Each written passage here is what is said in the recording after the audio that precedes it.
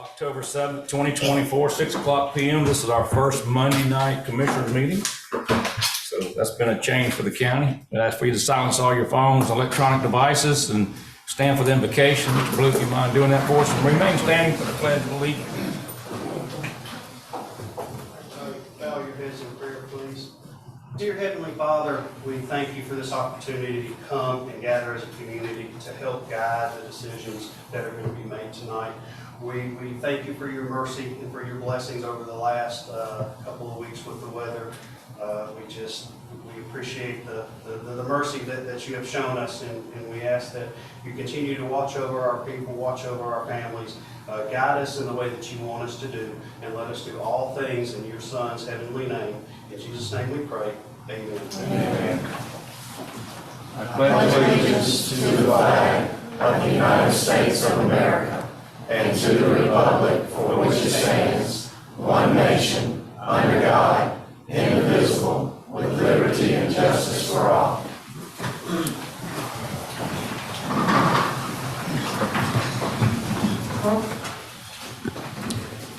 All right, first thing we need to do is adopt the agenda. I think there was one change on there, adding number 6 to deferred case number P24-018 from 10/22/24 to 11/4/24.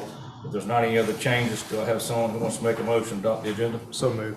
Got a motion? Second. Second, all in favor? Thank you. We have any presentations tonight? No, sir. Thank you.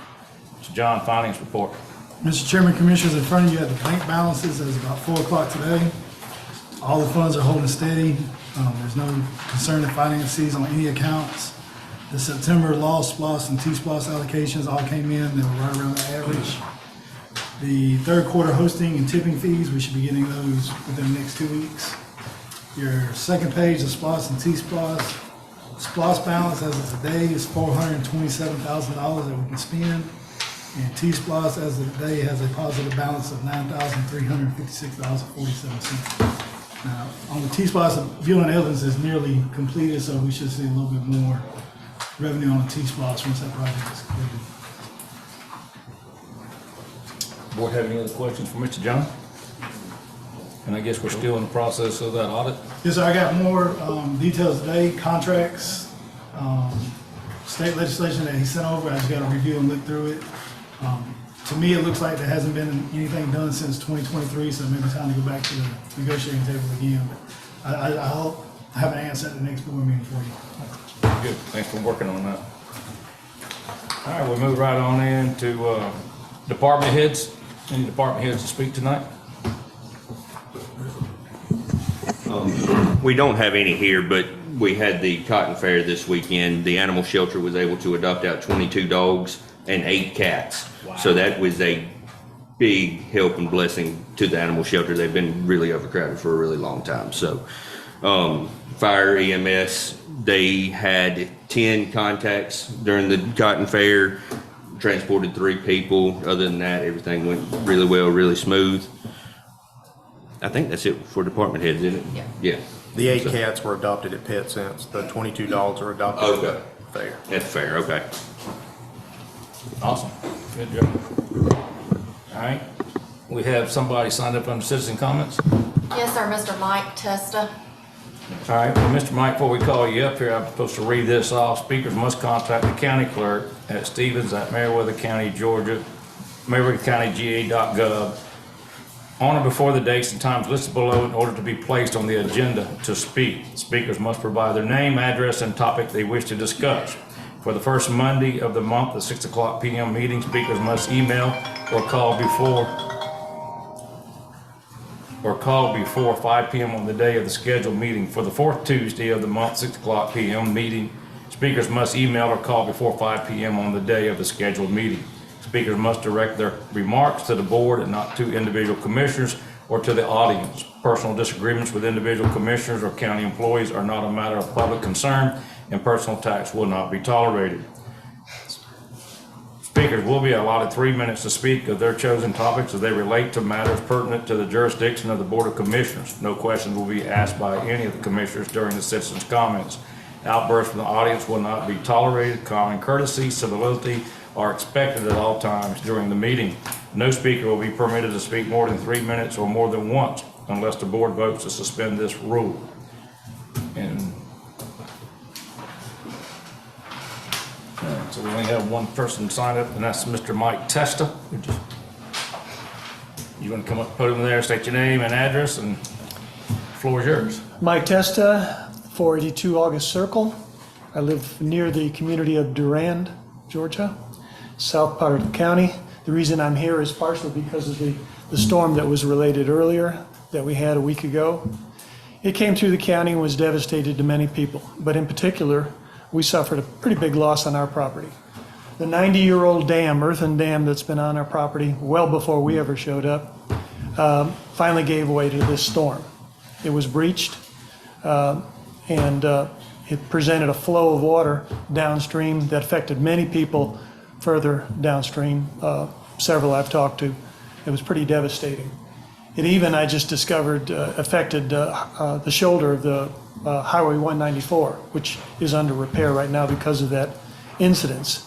The reason I'm here is not to appeal my particular property, but this dam has, for all the time that we've been here, held back a big watershed. There are several fingers of water, creeks that run into Mitcham Lake, which is held back by this dam.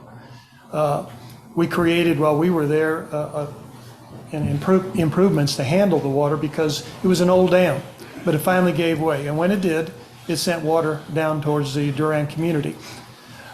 My fear at this particular point in time is that unchecked, if that waters continue to flow downstream, the next storm could be very devastating because the dam is not there to hold it back.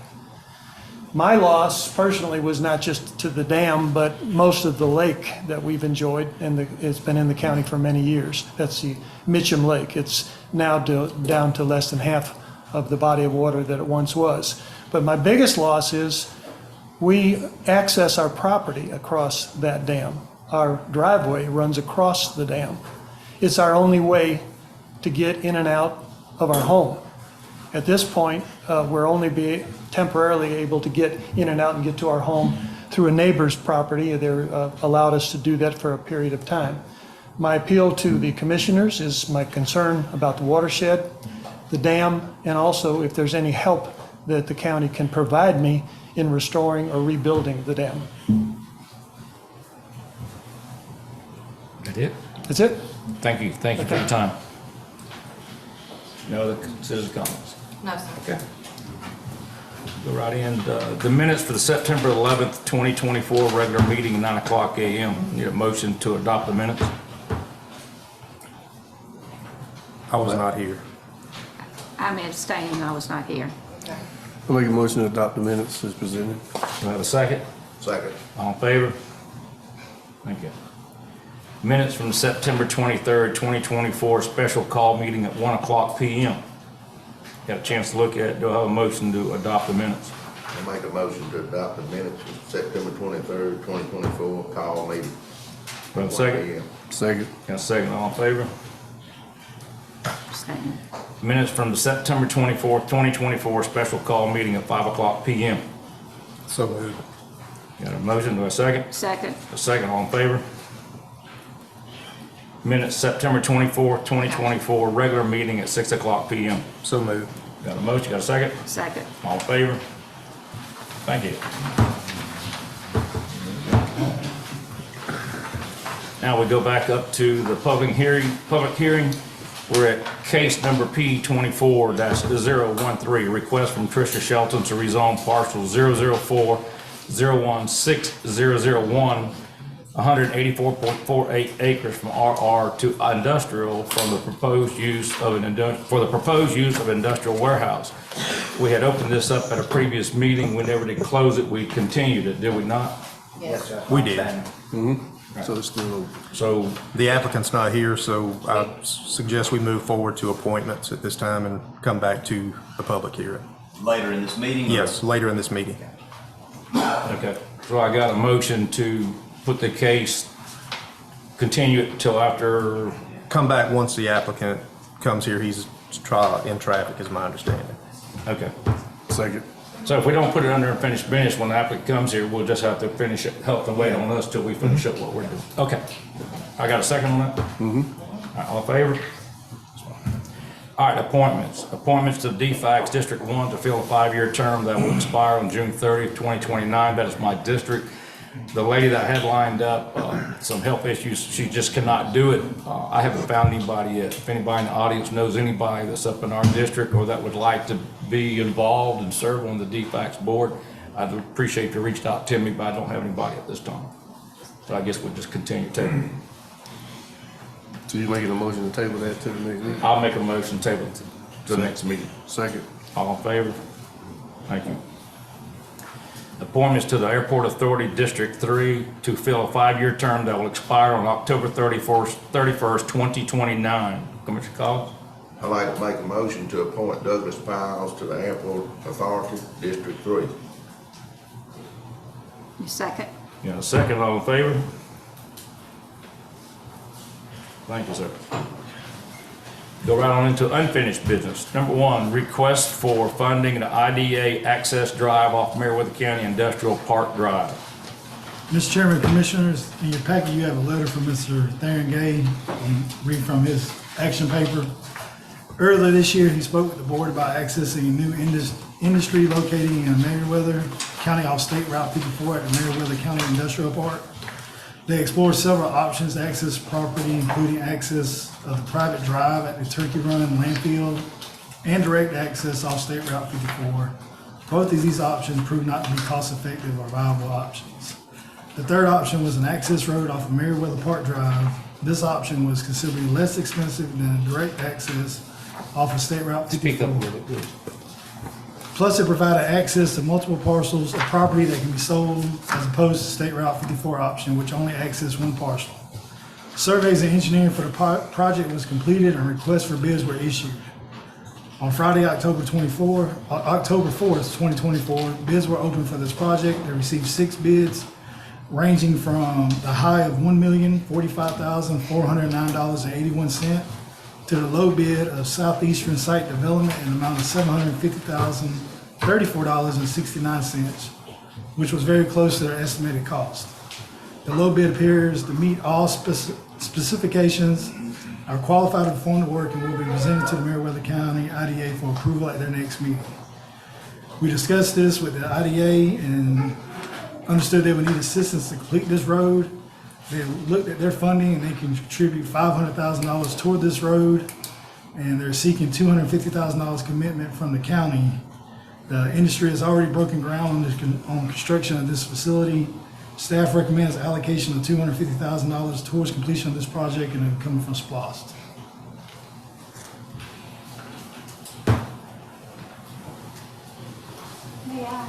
Any comments from the board first? The wording of this says that the bid appears to meet all specifications. I mean, does it meet it or does it appear to? Are we going to verify that or?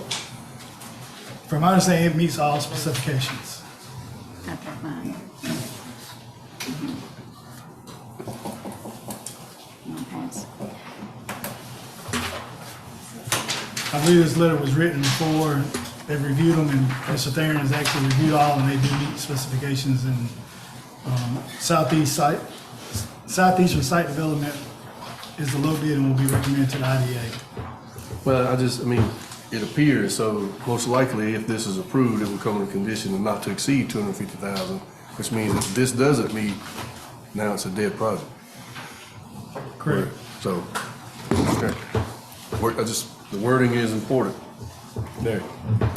What I'm concerned on is, I had a discussion, when we were talking about the budget for the IDA, and I had a misunderstanding on that, because I think that's coming up. They had, when we were discussing the budget, we were looking for money that may not have to go certain places at this point to get the courthouse fixed, but then I was instructed, which we'll discuss that the IDA, I think, gets a certain percentage of the tax or whatever that goes through there, and that's why they were asking for us to reconsider the budget request, because that money was going to help pay for this road. So if we reconsider that, And then the county just gave what? How much did we just give for the help with the entrance to KB? 300 some thousand? Yes, sir, that's the allocation for the county is 300,000. So we did 300,000 there, 300,000 on the budget. That's supposed to help pay for this road, and then another 250,000 also. You know, so I don't think May I that's you're speak? shaking your head. I'm trying to make sure I'm understanding. If I'm saying something wrong, straighten me out. I would Okay, love to. I'm trying to keep up. What's that? Oh, I'm sorry. I'll slow down. Yes, ma'am. May I speak? Sure, please. Sure. All right, the money that we have in reserve, is funds that we collected from the sale of land, or property, well, there's no buildings, but from the land. We reserved that. We had, if you look at that, the 500,000 would come from the reserve that we had that you saw. That was just pure money that we got from selling land. I had $8,000 left that I could use out of the operating account, and we'll talk about all that. We'll show you the numbers in a minute. But that gave us $500,000 that we can pay toward the road. So that's what, 3/4 of the money is coming from nothing that y'all had to give us. That was money we collected from the hard work we did of selling land and promoting Meriwether County. So that left $250,000, a little bit over, that we would need help with. And you'll have a road that is for future projects. We've got 30 acres of land that this will open up, and we'll use this road as an access road for new projects, as well as the one that's under construction right now, Wanchung, which did not get any tax incentives or anything. They paid $20,000 for the land, and we have not given them a thing, and they will start paying taxes 2025 when the building is built. So we think that's a good deal for the county, $250,000 for a road that will serve. And I think, John, and I think you just said that construction has already started. The building No. construction. What's that? The building. Wanchung What I'm is saying, they under started the building construction. construction without having access? No, sir, no, sir. This is, well, Wanchung started because they trusted us to do what we said we would do. And if, DOT gave them a construction access easement to access from 54 while we were getting the road ready.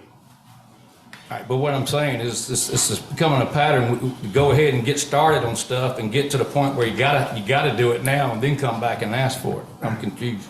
we were gonna have to do it anyway. That's the one thing they needed. They couldn't get in from 54 because we didn't do a contract with DOT. We couldn't get off of the landfill road because they wouldn't give us access. So the only thing we could do was go to Meriwether Park Drive and have an access from there. If I'm That way- correct, and I didn't mean to interrupt you, Ms. Jane, but if I'm correct, we discussed this earlier this year. And Yes. we okayed that we would give our portion to help with that Absolutely. road. And it may not have been this board, but the board previous to you. Well, we've been here a year and a half, so I Well, don't it was remember y'all discussing then. it, but if we have, my apologies. Well, you have. You can look back in the discussed it minutes. earlier. Theron Gay brought it up to To y'all. give this amount, or? We discussed that it was No. a good idea to do because it allows access to be able to sell other properties that we How much don't have more access property to. do we have there now? We've After- got roughly 33 and a half acres. And how much are they contributing to it, the road? Nothing, They're not. no. They're buying land, they're gonna put a building there, but they don't wanna help pay for access to their business? Let me interject. I'm sorry, but I think what we need to do is clarify, there's a lot of misinformation. There's actually been some things that have been said that's put on social media that are incorrect, and I want to clear the record up, but KB seems to be the source of a lot of miscommunication. The KB driveway, they committed $300,000, they have paid that. IDA committed $300,000, they have paid that, Plus as more. well as $117,231.07 for the sewer project that we assisted with water and sewer on. The county only has paid $102,541.71 to help with the access for the KB driveway. Now, with that, I know you thought more than that. That's why I'm clarifying it right now, right here. That's why I'm asking. And that's what I want you to see, and here's the that's- receipts. That's fine, but we're not talking about But make KB's it- interest right now. Well, you I asked know, about but it. you started off with that. No, I'm saying we I'm just keep, we're clarifying getting it. money out there. Okay, so So, I wanna know, I was drop just asking that if that one. building, if that Drop company it. is contributing anything to their road access. Well, They paid full price. We did not give them any incentives. In lieu of giving them any incentives, said we would build the road. Because it's not just for them, it's for anybody else that goes on that 30 acres out there. So why should we ask them to pay for it when it's not just their road? It's not their road, it's our road that we are having for other clients to come in. I agree 100%, Ms. Jane. And it's bringing jobs to Meriwether County, and it's bringing a tax Tax base revenue. on land that was donated to the county. Go ahead and get that out there. Right. It was donated to IDA, and with that for the industrial development for that area. But the main thing is the jobs that it's creating and the tax base. That's what we failed to recognize, and that's what I want put out for the public. All right, well, I'm not making my question decision based on social media. I've just been in this field for a long year, so I'm just curious. I'm surprised we didn't go in and just put a road in first and then sell the land off the road, since they're not paying for it. That's what I'm getting at. All the developments I've ever done, we'd go in there, we'd put the road in, then you advertise the lots off of that road, and you bring them. But now they come in, buy land, pay for it, get the Well- money, and now we're forced to do it. So I'm We're just, not forced to do it. We were going gotta to do have it access now. anyway. But privatization, Gene, is We different would than the never sell government. those lots if we didn't have that road. Excuse And me. we tried over a year trying to get access to a private road that we never could get out of the left field with because of the other conflicts going on with that particular entity. And with that being said, that needs to be part of the record also. That we tried multiple areas, multiple times. Once this road goes in, there won't be any other need for any other roads to access this 30-acre property, correct? No. And we could cut it up into 3 10-acre lots. We could divide it into 2 15-acre lots, or I've got to get it surveyed, but I want to, we are extremely busy with people looking, and I've got 2 or 3 and the looking at company that's that built out there now, property. how many people they hire, employing? 150. One Chung, no, it's about 75. About 75. I have no other questions. I have to ask questions so I can understand, so I can know what I'm And doing. I'll answer I ain't trying to everything I argue with you, can. Ms. Jane. You and I go way back, and I served on the IDA, I know you but did. sometimes I have to have answers. Back then, we were struggling to get industry here. Now, we're busy every day talking to them. So please ask your questions. So based on this sheet that was handed out, you just handed this out, the ask is for $250,034.69. And you could just make it 251,000 if you want to. Okay, it's just, all right, it didn't match what was in here. This one is correct, the handout is correct, not the. It is. Correct, Chair. Okay, Commissioner Worsley. These were actually the bid opening totals. okay. And with other bids in the past, we won't have to worry about them coming back and got us change order. I mean, if they do, that won't come back to the county. The IDA's got to figure that out, right? Right. I just wanted that on record. Just Any other discussion? But let me say this also, we are spending all of our reserve that we have. Whether we sell any more land between now and the end of this project, I don't know. We have one project left that we have an option on. Whether they come through with it, we don't know, but it's a good project and I hope it does. But if we spend all of our money that's in reserve, all we've got left is our operating money. And that's why it makes it so important that you approve our budget. But we'll talk about that in a minute. But just want you to know that there's no more in reserve after this. Yeah. That's why I'm worried about the county getting to that point sooner or later too. We have no more. Well, Thank you, Ms. Jane. you're welcome.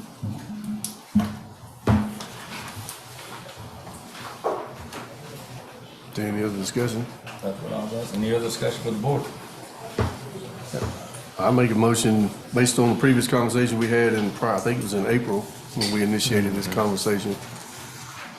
We knew this was coming, didn't have an idea of the cost, but, so I make a motion that we approve not to exceed $251,000 to the IDA for the construction of the access road. As long as the low bid meets all specifications. Correct, as long as the southern site development, I'm saying, as long as southern site development bid, it meets all specifications. I'll second it. Got a motion, got a second, all in favor? And I'm abstaining. No, no. Thank you. Yeah, thank you for that, because it appears. All right. I was about to forget it again. The next one, discussion of the courthouse engineering proposals. Mr. Chairman, Commissioners, we had a RFP out for engineer services at the courthouse. We had one come in, it was an RFQ. It did not meet the requirements of the RFP, so it was disqualified. We put it out for bid and we got feedback from a couple of engineers that the scope was too broad, it wasn't narrow enough, so they didn't feel comfortable bidding on it. I reread the RFP, everything looked fine for me from a local government standpoint. It's what I'm used to, having an engineer come in and assess, give their scope of work, contract it out, they get a percentage of it. At this time, staff would recommend that we go with professional services, get 2 or 3 engineers on the phone and get them down here to look at the courthouse and have them do the assessment and stop prolonging and getting the courthouse fixed, and we go ahead and move forward with professional services to get this done. So how is that going to be different than what we just did? Because that is what we asked for in the prior 2 meetings. This one, we're actually gonna reach out to the engineers and get them on site. We can't force them to actually put a RFP or put a bid in. We're actually gonna call them and get them down here on site to the courthouse and get their opinion. Can they do it or can they not? Because what we're looking for, right or wrong, what the board asked for was to get an engineering firm on site or bids from engineering firms to come assess the situation and tell us what the root causes were. Correct. We would pay them for their services to do so. Then we would put out the bid, whatever work was needed to get it up to par. You're correct, Commissioner. And then in the back conversation of that was maybe even hiring that engineering firm that we agreed to possibly even manage it as a project later, but that was to be approved later. Correct. So And now. I think it was just the feedback I got from one engineering firm was it was not broad, it was too broad. It wasn't narrow enough. They didn't feel like the liability enough. It was $1 million project, $20 million project, and it was being a low bid and 10-12%. They're not gonna, it's a specialized firm looking to restore a historical courthouse. Only a few do it. So we did one for county-wide engineering. We've had one out the door where you can have engineers to pick from. So they want to do every project we have, but But we're trying to get someone in the door, show us they can do the courthouse, and then eventually, hopefully, they can evolve in doing a county engineering.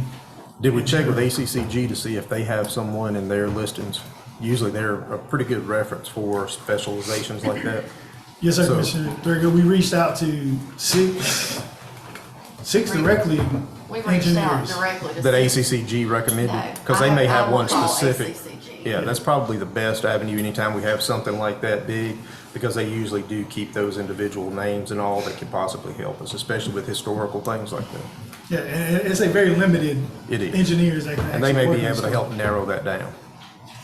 And we can certainly reach out to ACCG if the board would like for us to go out through professional services and get engineers here on site and not go through the RFP process. My thought Which we is have call advertised. ACCG, see if they have somebody special, reach out all of us individually and let us know. Okay. don't wait for another meeting. We can do Yeah, it we can do it over on the phone. fly. This needs, We'll get on the phone tomorrow. Okay. We do need, There's groups out there that do. exactly. And ACCG may have them. we do need to probably reject that RFQ. The RFQ. Do we need to do that or you guys do it? The board would need to reject the RFQ. I'll make a motion, we reject the RFQ for the courthouse. Second. Second. All in favor? But, and to keep in mind that whatever engineering firm we contact for this, specialty historic site may not be who we need or want to do other projects. So That's correct. let's be laser focused on getting this done and then we can be open-minded to other things after that. This We are. courthouse has got to get done. This is Yes, probably. sir. And I think that that's one of the reasons we did not get more than one proposal. They're wanting a larger project and not knowing, they want the whole thing. Yeah. Okay. New business, number one, reconsideration of the IDA budget. Who's handing that?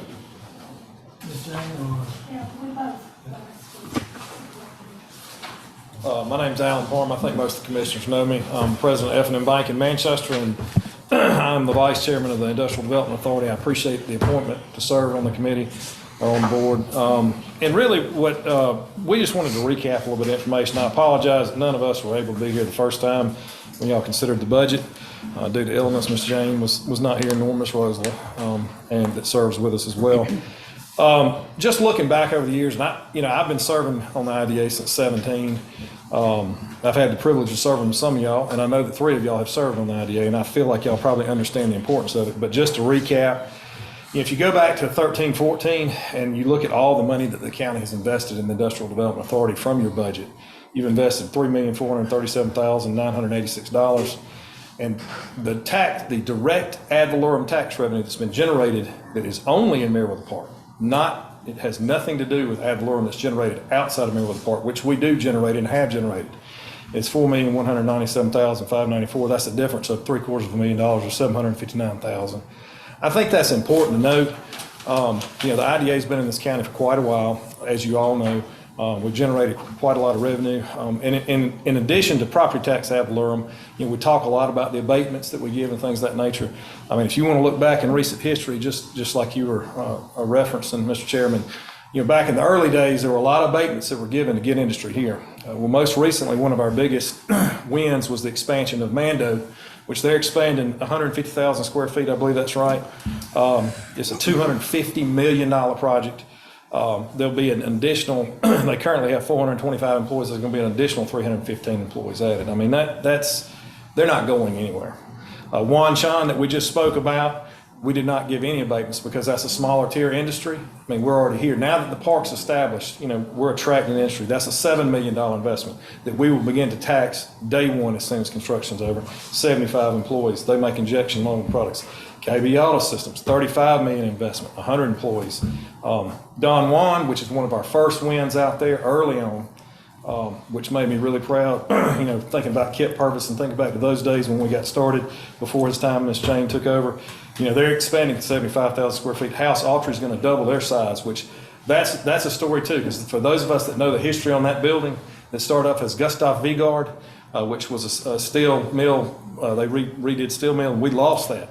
I was part of the bank group that had come in, and we had to work that out with commissioners. We had to figure out what to do with that building. My point is that I feel like the IDA has been a good fiduciary of the county's money. I wanted to make sure that y'all understood, and I think Ms. James made that abundantly clear. When you look at our balance sheet and look at the fact we got $548,000 in the bank as of September 30th, we've allocated $500,000 of that because we continue to reinvest that money. If it wasn't for the industrial park and wasn't for the landfill that provided all that excess land, we wouldn't be in business up there. We're constantly looking at other opportunities to invest in other parts of the county. And quite honestly, our budget that we've got that has not increased, and we haven't asked for increases in really a decade, it's actually gone down from some of the earlier years. We need that money to operate. We need that money for engineering. We need that money for accounting. We need that money for legal. And let me talk about legal for a minute. We've got, in my opinion, one of the best economic development attorneys in the state. He's very good. He's involved with a lot of other counties. He brings us a world of experience and knowledge. We have to maintain that. I'm very proud of the work we've done on the IDA. I'm second generation. My uncle served on this as an appointment on here before. And we've made a lot of progress in the last decade. And the last 2 or 3 years have been unbelievable. Again, I feel like our budget's well justified. I feel like we make money for the county, and it's a great investment. Not to mention, I'm talking about the direct tax impact. I'm not talking about the sales tax revenue that's generated. I'm not talking about the jobs. When I walk around in Manchester, where my bank is located, and I see people that work up in the plant, in the north part of the county. So I think it's crucial to our development. I think it's crucial that we control development in this county and drive it in the direction we need to drive it. And we're right there on the interstate. But I appreciate your time, and I appreciate y'all's reconsideration, of this. Thank you. I would say, from my viewpoint, from having heard the request the first time to coming in and meeting with Mr. Gordon to go over the budget process, Ms. Jane came in and explained and laid the budget out to be viewed. And with what Mr. Parham said now, that is what we needed to hear in the beginning. And I told Ms. Jane that day when I met with her that after now seeing the data and seeing the request and what it is needed and intended for, that I changed my position on it. And then if it was brought back up, I would change it. And the same, I wanted to take the time tonight too. Like you said, no one presented that to us. So all I had to do before they brought the budget to us, and they're asking the board to approve this budget, this budget, this budget. And when I asked John, I said, well, how's the IDA? How are they standing right now? And he goes, well, they got several different accounts, this, and that. And when I see all this money sitting there and I know the courthouse needs to be fixed, my exact words to John was, I said, well, maybe we cut that budget back, and then if they need it later, we can always do an amendment to the budget. He said, yes, sir.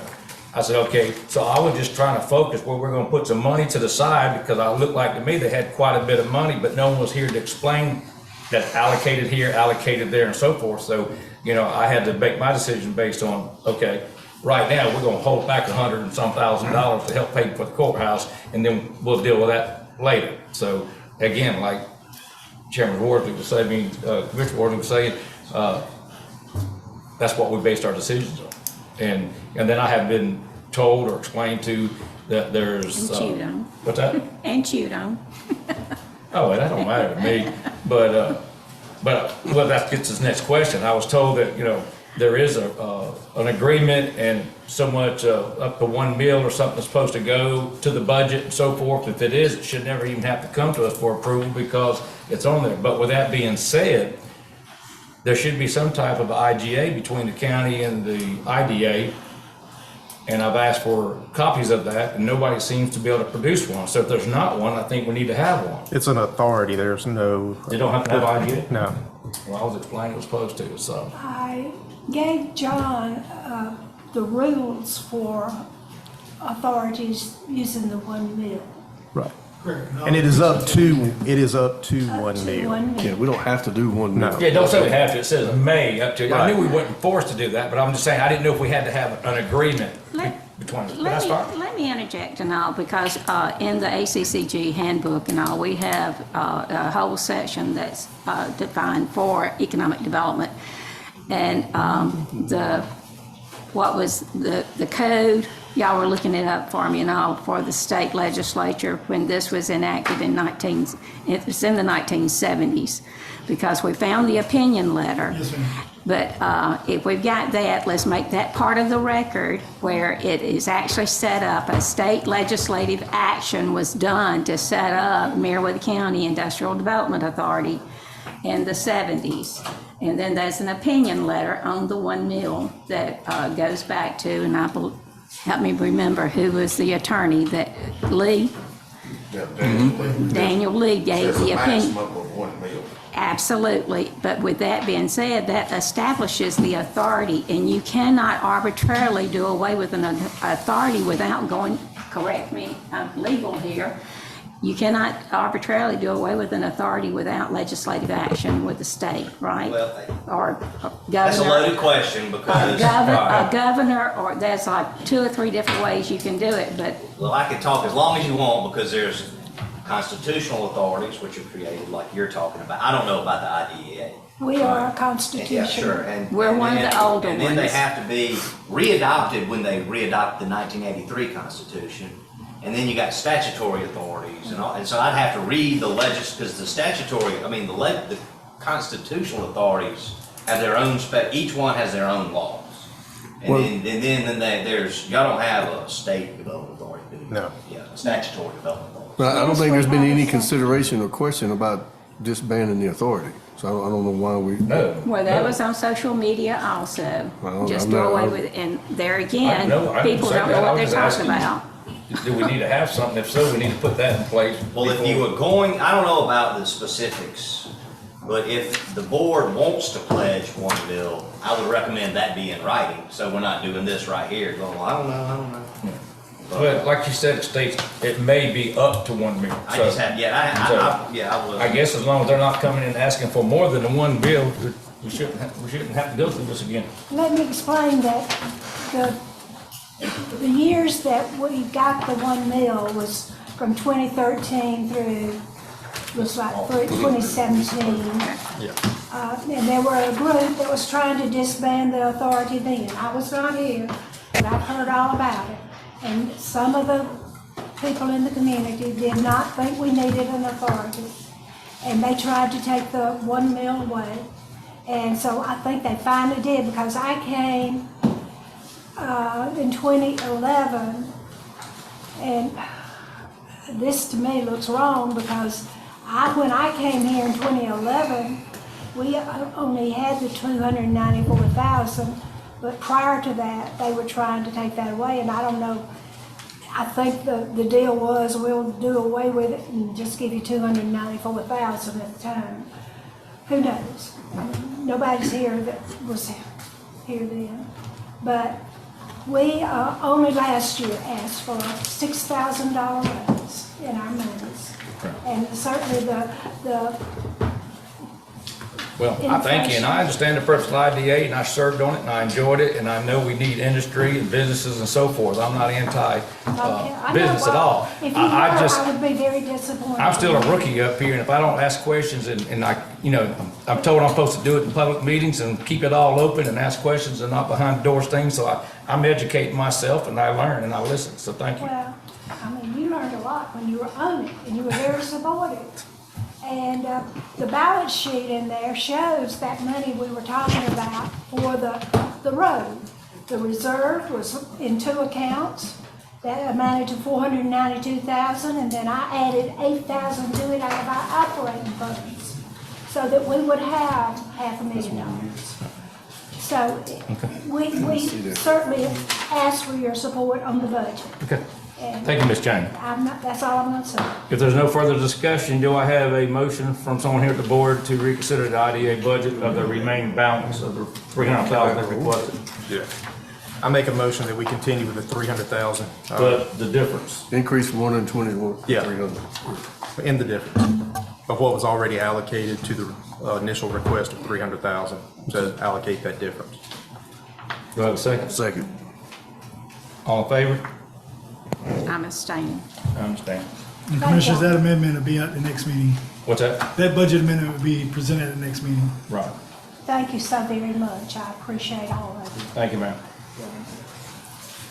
Number 2, new business. Consideration of conveyance of 15 acres of property Sorry, that was I thought you were Nope. off of McLaughlin Road to Meriwether County IDA for proposed industrial use.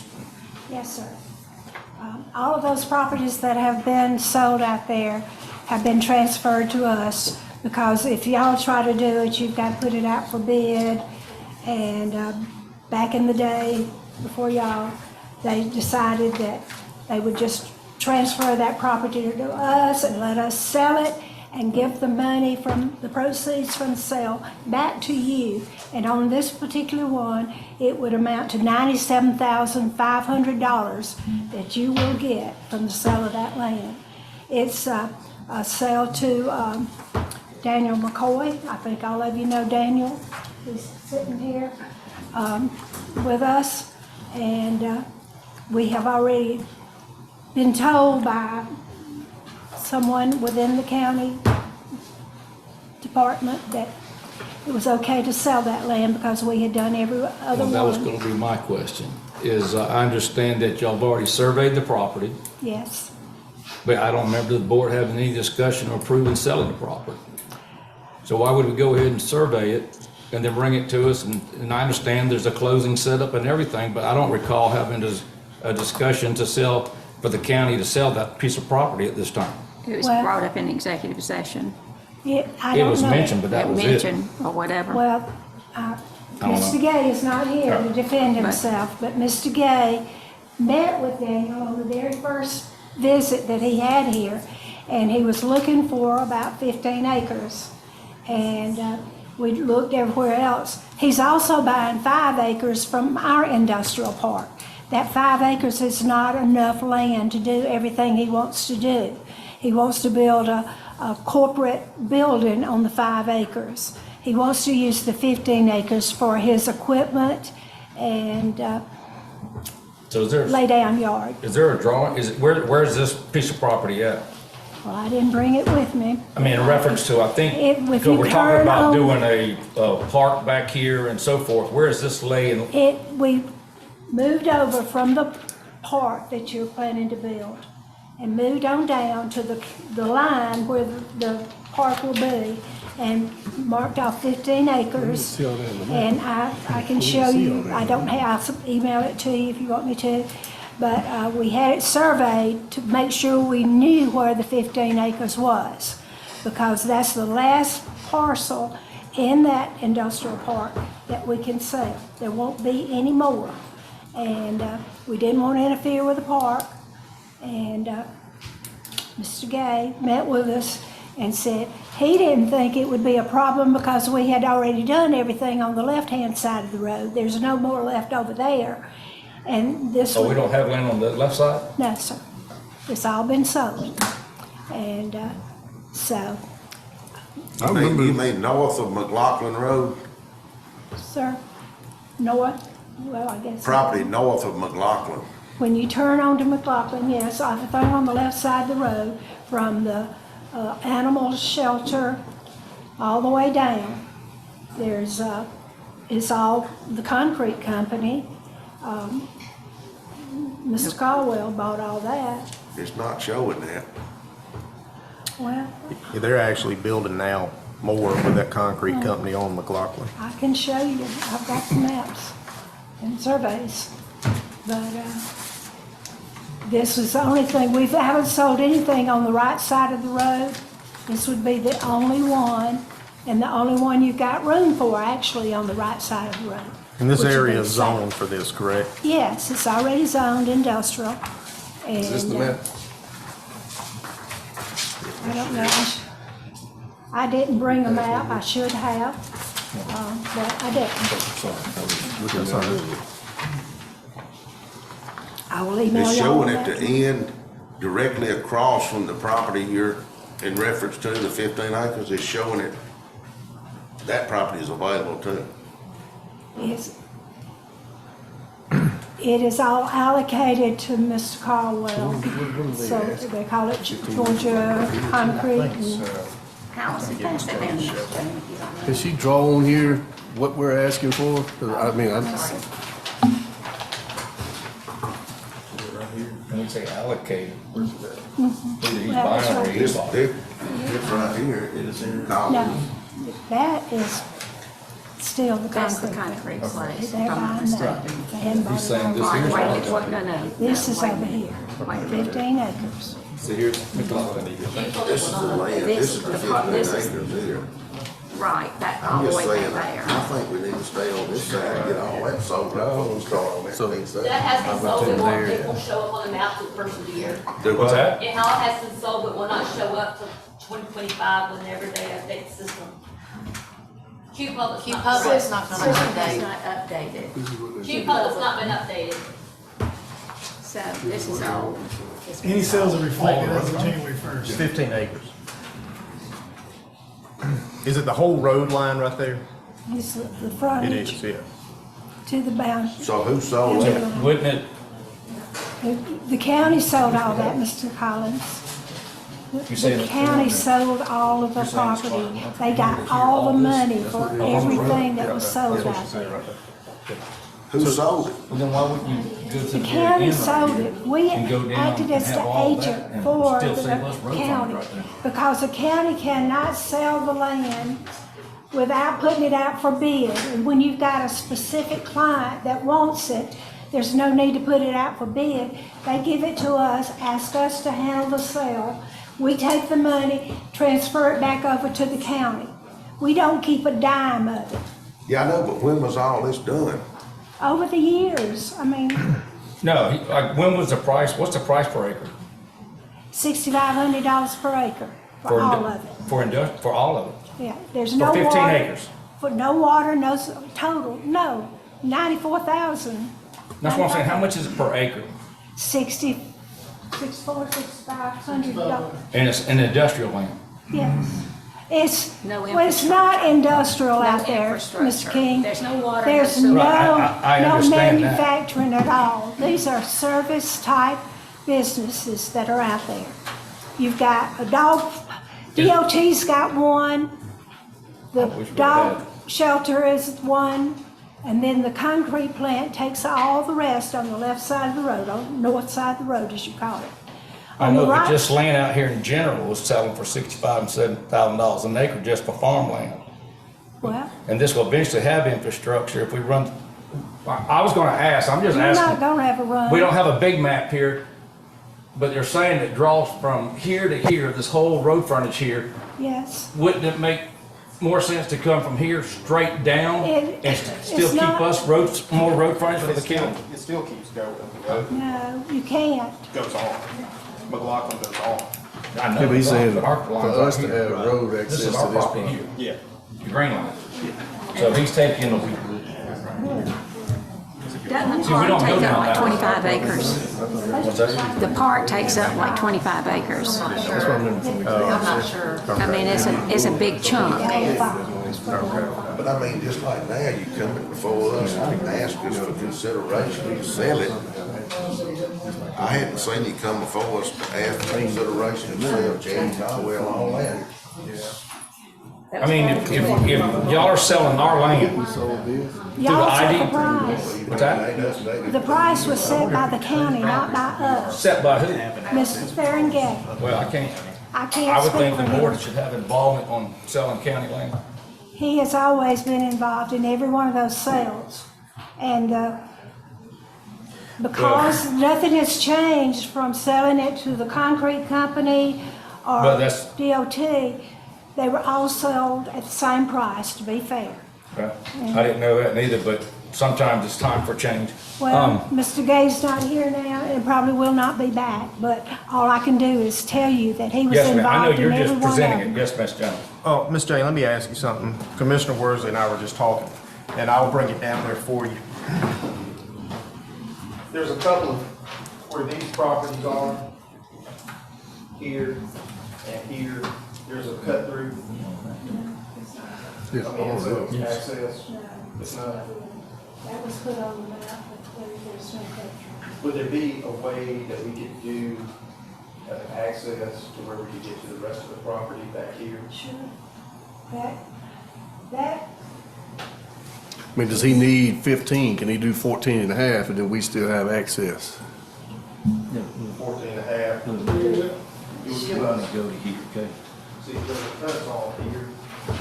Property. That's all you gotta do. Remember making a concession? Remember we were taking a concession? This is his business. He didn't want to be able to get to the business. I know, I'm just saying that's what it's about. I agree. I think more of that.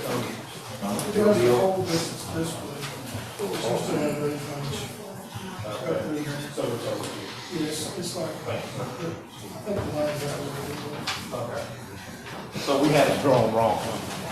Okay. let me show you the lot, so y'all. He just drew it out and told me it's actually here. So we still have road frontage here. Oh, it is like I was suggesting. Yeah, so that, and we have road frontage. That only makes sense. All right, motion? Yeah, we can move now, yeah. I hate to bust up a big parcel of road right here. He could go right It's on here. this side, south side. Yes, that's what he wants. It's on.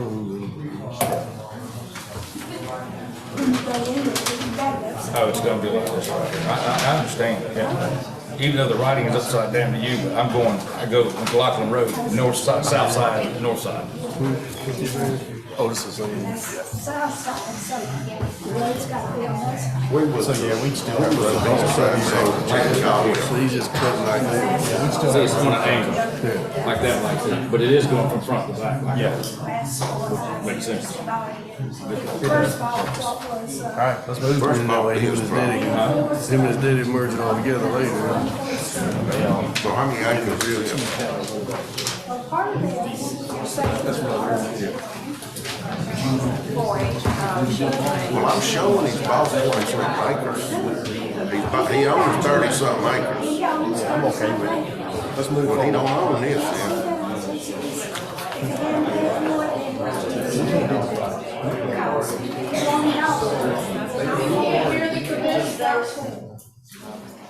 Who said something? Who? This ain't open public Well, discussion. we're right just now. discussing the location. Yeah, we're trying to understand the map, and that's what the board has got questions, and we're asking. Anyway, over the last several years, he has bought all that property on that side of the road. And Mr. Gay was our county manager at the time, and he directed the board, I mean, we had other boards here, but those boards approved the sale. I didn't have anything to do with it. Right. I gave y'all the money once we sold it, and then this piece came up, and I think it's a very good idea to sell it. All right, so in the future, from my perspective, I'm one board member, we need to have this data, the map, the parcel, everything laid out, brought to us when you request a decision to be made on it, or in my opinion, I'm going to vote no or move it to another meeting. Well, I I don't care who did it, hang on. I don't care who did it, asking us to come and make a decision without all the facts and data in front of us is just not good. And it sends the wrong message. So let's make sure that gets done. Having said that, I'll make a motion to approve selling the land as outlined on this map. And I'll second it. Discussion. But who determines the sell price of the land? Mr. Gay at the time determined the price. But you do have a motion on the floor. I know. Got a motion on the floor and got a second. All in favor? And I will abstain unless I need to. Okay. Motion Those fails. abstain? Only because I need to know the fair market price. I don't have a problem selling the property, but that's not a fair Nathan. market price. Should I mean, is it okay for me to, cast a vote? You don't get paid for your position, do you? Nope, Yes. So you have no Okay. financial. okay. If you have no financial I have no benefit, then you can vote. financial over there. whatsoever. No, we So can with that, You make a motion for. She's I was voting with the two of y'all. Well, we'd have to We start got a over. re-motion because now. All It right, failed. It had, Let's start over then. the motion was made, it failed, so now you would have to start over for it to keep the record straight. I'll make the motion. I'll second it. Got a second? All in favor? And I'm in favor. Those opposed? Mr. Collins, you're not voting? Did you oppose? I did. Oh. All right, there you go. You know, But I if do this, agree with what I'd you're like to saying. say We need more one more clarification. thing. That's all this whole issue. We are Yes, Jane. trying to save a local industry that started here, raised here, and got 180 jobs. And he has the opportunity to go to Thomaston if he so chooses. And I would think he might do that now because you're not protecting these Why jobs. would he do it now? It was approved. Well, after the fight we've had over it, the that? discussion. Well, Hold on, the only reason we had that fight and discussion is because we didn't have all the data presented to us to make an accurate decision. Well, That's why I said well, that as I should have been here in said, the first place. I Or we thought shouldn't have you brought this did. as I an want to make it item. clear that I know him and I'm for his business 100%, but it's just very misleading here what's going on to You're not to me. misled. And, you know, if I knew for 100% sure that this property over here was gone, I would have voted for it. What? But I mean, it's not showing that, it's showing that the county still owns it. So, I mean, I can't imagine that it's taken them 2 years to get the records up to date. I I can't can assure imagine. you that I will have But Mr. if Gay call there you was and no talk to you property tomorrow available about it. north of McLaughlin Road, I would have definitely voted for it. There But was the only no reason I room voted over against there. it, That is not available. Now, I don't know what Yeah. it shows on your map. that's fine. We But voted, it it's passed, been so- passed. We're gonna move right on. Thank you very much. Number 3, approval of quitclaim deed of property for property released from bail bond obligations involving former sheriff. Yes, ma'am. sir, Mr. Chairman. Around 2004, then Sheriff Steve Whitlock arrested an individual who pledged a small parcel of property in Harris County, Texas, as collateral for a bond releasing him from the Meriwether County Jail. The case was long ago resolved or dismissed, but for some reason, the Harris County tax records still reflect Mr. Steve Whitlock as the owner of that property. Mr. Whitlock and Meriwether County have contacted Harris County in the past, explained the issue, and asked that his name be removed from the property records. As of today, the Harris County tax records still reflect Mr. Whitlock as the owner, and he continues to receive delinquent tax notices and threatening letters from their attorneys concerning the past due taxes on the parcel, even though he nor Meriwether County ever owned the property. The delinquent tax notices are starting to appear on his personal reports and will certainly impact his credit score if not corrected. With past attempts to correct this issue having been unsuccessful, we recommend we take an additional step by quit claiming the property from the Meriwether County Board of Commissioners and Mr. Steve Whitlock to the Harris County, Texas Commissioners and Miss Ann Harris Bennett, who is the tax assessor collector for that county. We have drafted the quitclaim deed and a letter explaining the issue to Miss Bennett in hopes that this will bring this issue to their attention and result in an update of their property records. Recommendation from staff is to authorize the chairman to execute the quitclaim deed and sign the letter to accompany the deed. Okay.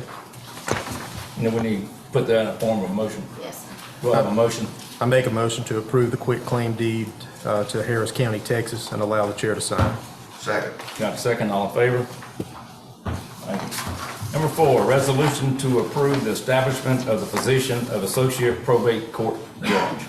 Mr. Chairman and Commissioners, in front of you have a resolution, whereas the Judge Rasnick, probate judge of Meriwether County, has identified a need to appoint an associate probate judge for Meriwether County. Staff recommends adoption of this resolution and for the chair to sign. It will be all members of the board to sign. It should be- Do I have a motion? Yeah. So move. Second? Second. All in favor? Thank you, sir. Number 5, approval to enter into the fiscal year 2022 state and local cybersecurity grant program.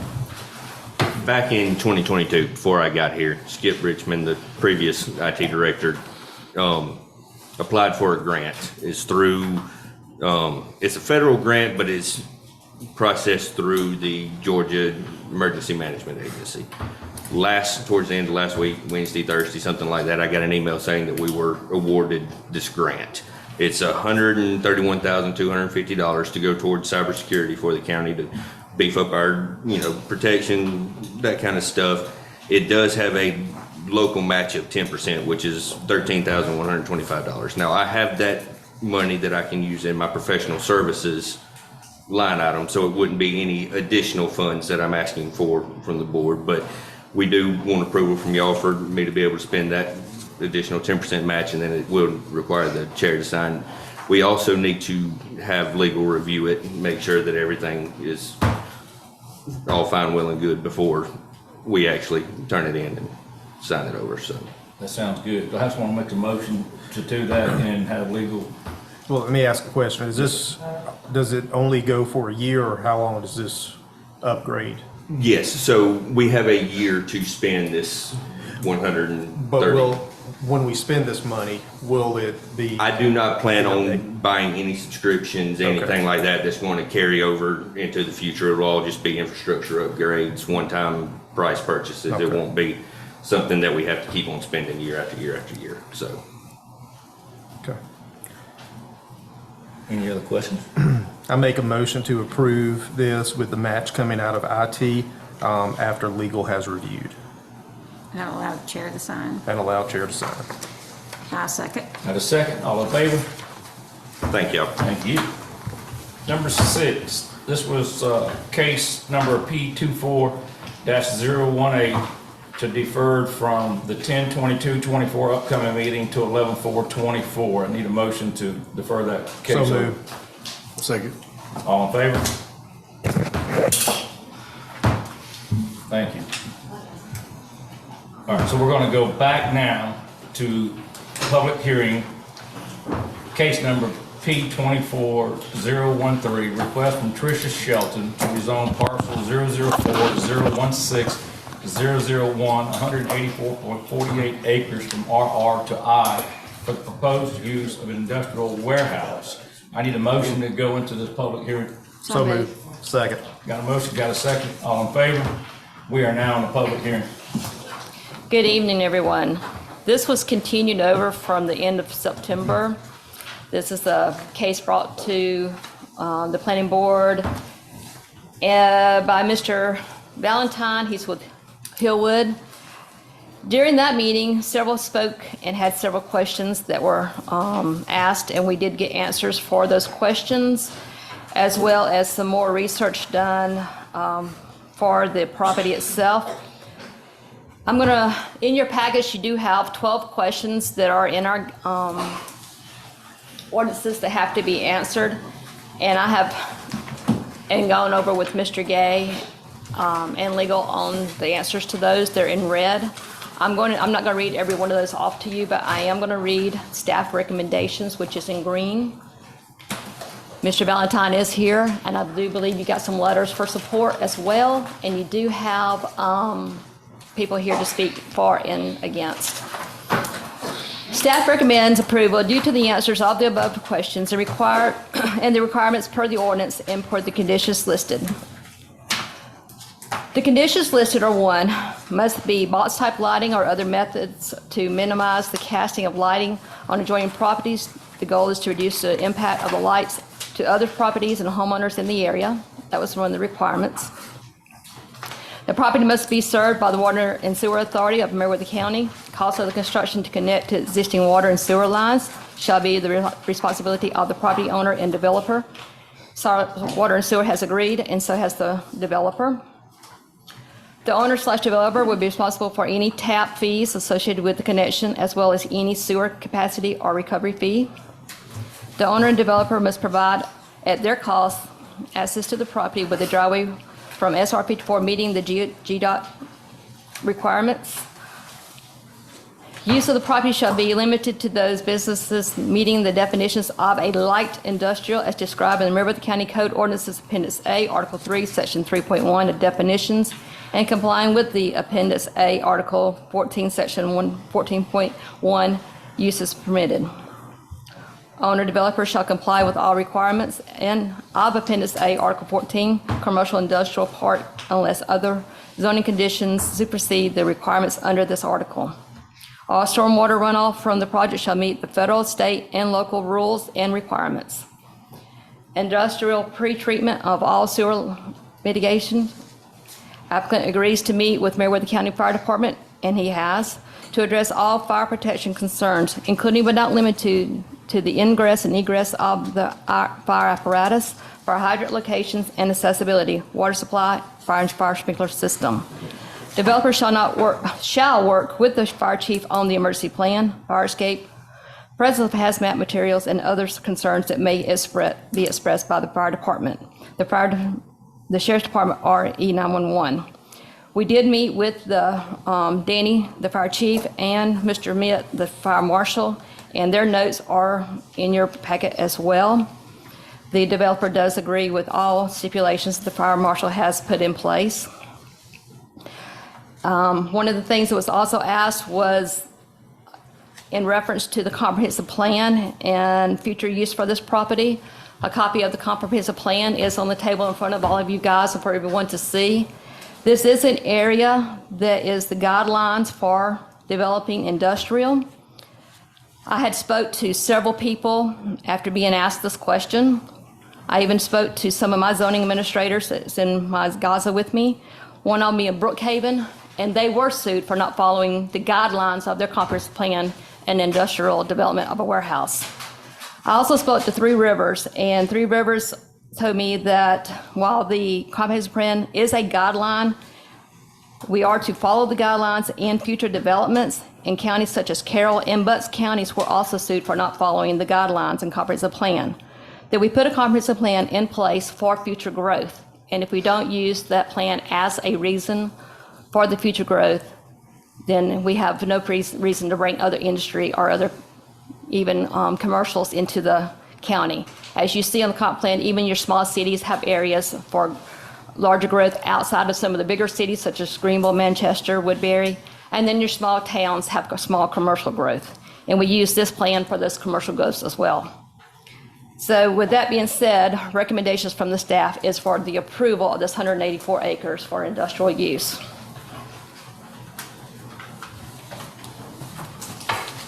So with that zoning committee's approval means it falls into the comprehensive plan requirements. Yes, sir. It meets all requirements in it. Yes, sir.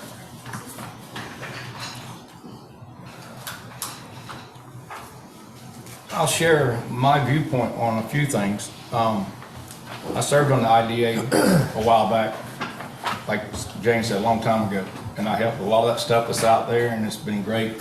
And I am for growth, I am for industrial, and for tax base. But also when the landfill came, and there's several in this audience here tonight that was part of that group, we all fought like crazy because we did not want the landfill, and we did not want a lot of industrial growth and so forth. But of course, we lost that battle and the landfill came, and not this board, but the board that sat here at that time justified it and told everybody in the county that the landfill was going to produce so much money that they're going to get all the dirt roads in great shape and all this is going to get done and completed. And that was years ago, and until last year, with this board up here now, it's the first time the roads have had this much attention and this much gravel put on them since the landfill came here. The second thing that board told everybody in this community, that the industrial site, see, the landfill people gave the county land to start an industrial development, a site. That's because they're smart businessmen. See, they didn't want to pay for the infrastructure to come from Hogansville to the landfill, so you give your county commissioners land for free and tell them you can have your industrial park, and then the county spent all the money to get the infrastructure to the industrial park, and then it was easier for them to tie into it and get their landfill, and they're smart businessmen. I don't blame them. I would do it too. But what they told the citizens back then too was the industrial park's going to stay right there, and it's going to build up, and it's going to go south and go down 100, which there's 441 acres that's in the PID right now, proposed industrial development on that map right there. I reached out to the owners of that land, and I don't know if the ones here tonight that's trying to do development, but I haven't heard that there's been any negotiations, sit down, or conversations. That's fine. They have a right to go wherever they want to go. But my point is, when I chose to run for commissioner, someone said, "Why are you running?" And I said, "Well, you cannot control growth because it's coming. I lived in Calgary years ago, but you can help manage growth. And I love this county." And I said, my job as a commissioner is to try to preserve our rural lifestyles. So I just want them to understand is I am for industrial and I am for tax basis, but I'm also got my heart set to, I don't understand why all that up there's not being developed and then come that way and then have no other choice. But, you know, I just want to make sure you understand I'm not against in development in the infrastructure and industrial and so forth, but I'm also for protecting citizens and preserving our rural lifestyle. But I just want to put that out there. But anyhow, anything else from the board? There's a couple of comments I want to make, and Well, y'all got to remember this is public comment, so are Yeah, y'all we're in- allowing public comment tonight as well? Because we're still in the public hearing. Yeah, we're still All right, public. just making sure, I just make sure I understood where y'all are. okay. Being on the joint IDA with the city of Hogansville and all, growth is coming. And we know for a fact that the city of Hogansville has been working now at least 3 years on a project that's coming in behind Ingalls. It's going to be mixed use. It's going to be a lot of residential, but it's also going to be distribution warehouses. And that project will actually tie in back with County Line Road, which, you know, we have not had the funds in Meriwether County to replace the bridge and do the rest of the paving on County Line. We've done 1,000 feet on County Line for the project that came in there that bought just on the other side of the interstate. And we've also been contacted, and Kenneth, you can attest to this, that Water and Sewer has been contacted with Meriwether County that there's a distribution center coming in behind Burger King there at the interstate, but it will be in Troup County.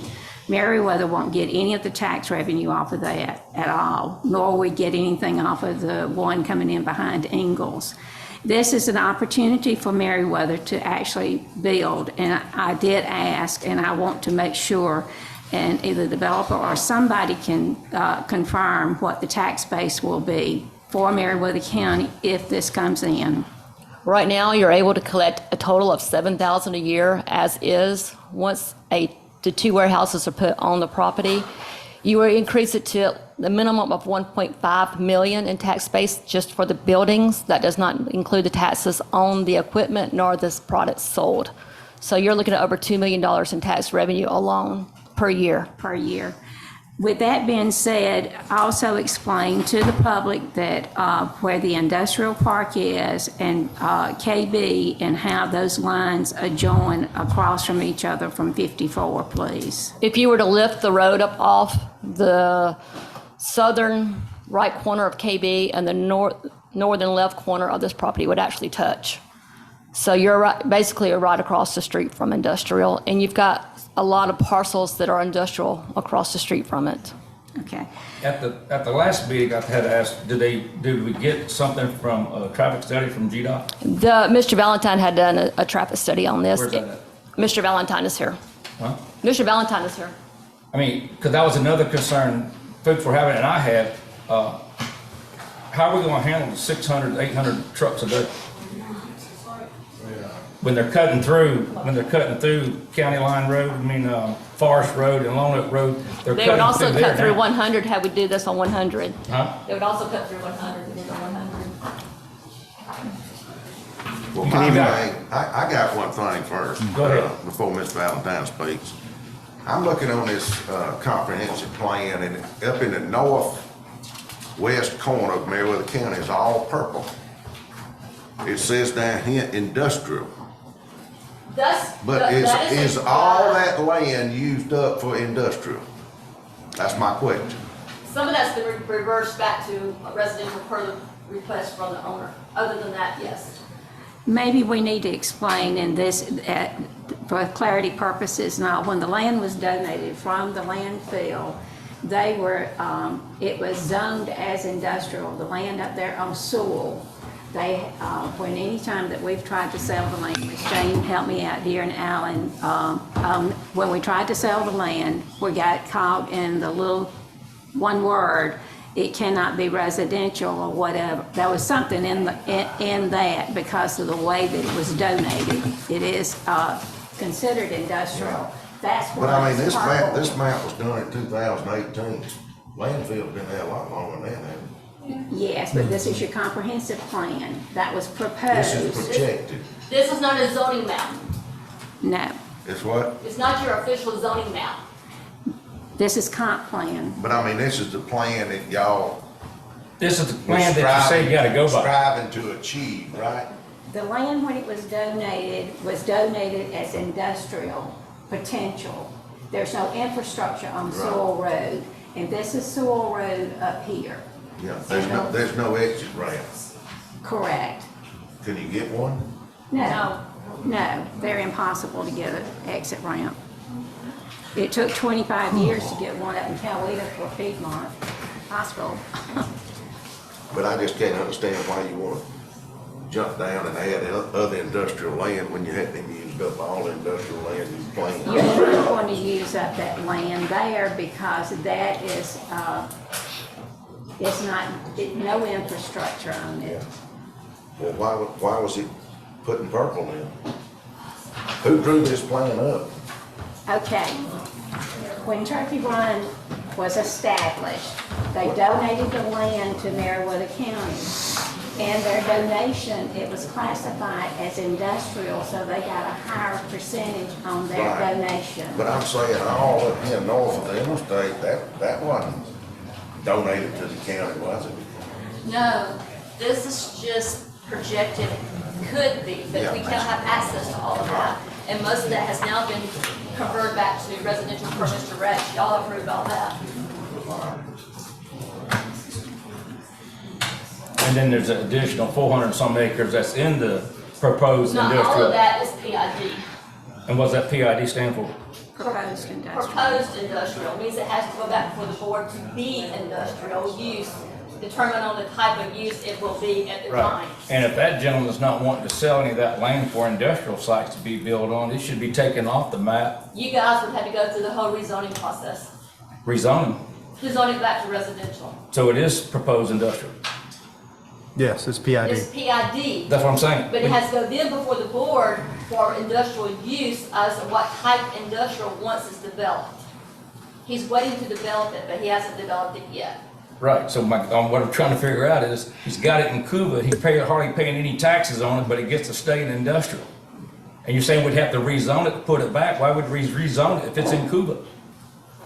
You're asking the question though, that's just the way it is. Right now, it's in PID, and if you want it to be zoned residential, you gotta go back before the board, advertise, and go back to residential. All right, so you're helping me understand my thought. If it's in PID, why aren't we, and everybody knows it's in PID, and everybody that moved out there knows that's already on the comprehensive plan, and you say you're supposed to go by the comprehensive plan, then why ain't we putting industrial right there? That's Mr. Reynolds' property. I can't make him develop it. No, you can't, I understand that, but I'm just curious. I wasn't Can't here make when it was, him, but I can't make wasn't him here develop when it, but yet it came. gets to stay in there, so it's just, wow. All right. Mr. Valentine, what kind of, Hi. how you doing, sir? Good evening. Sorry I'm late. Doesn't all right. usually take 3 hours to get here from Atlanta. That's all right. There have been a few questions. I'll try and address them as I heard them. Why did we select the land that we selected? What's that? Why did we select the property that we're proposing for rezoning? We had looked at other properties in the area, and they were not available, or they were not available for a number that made sense. And so there may be industrial zone land that exists in Meriwether County that we missed. I doubt it. We were pretty thorough.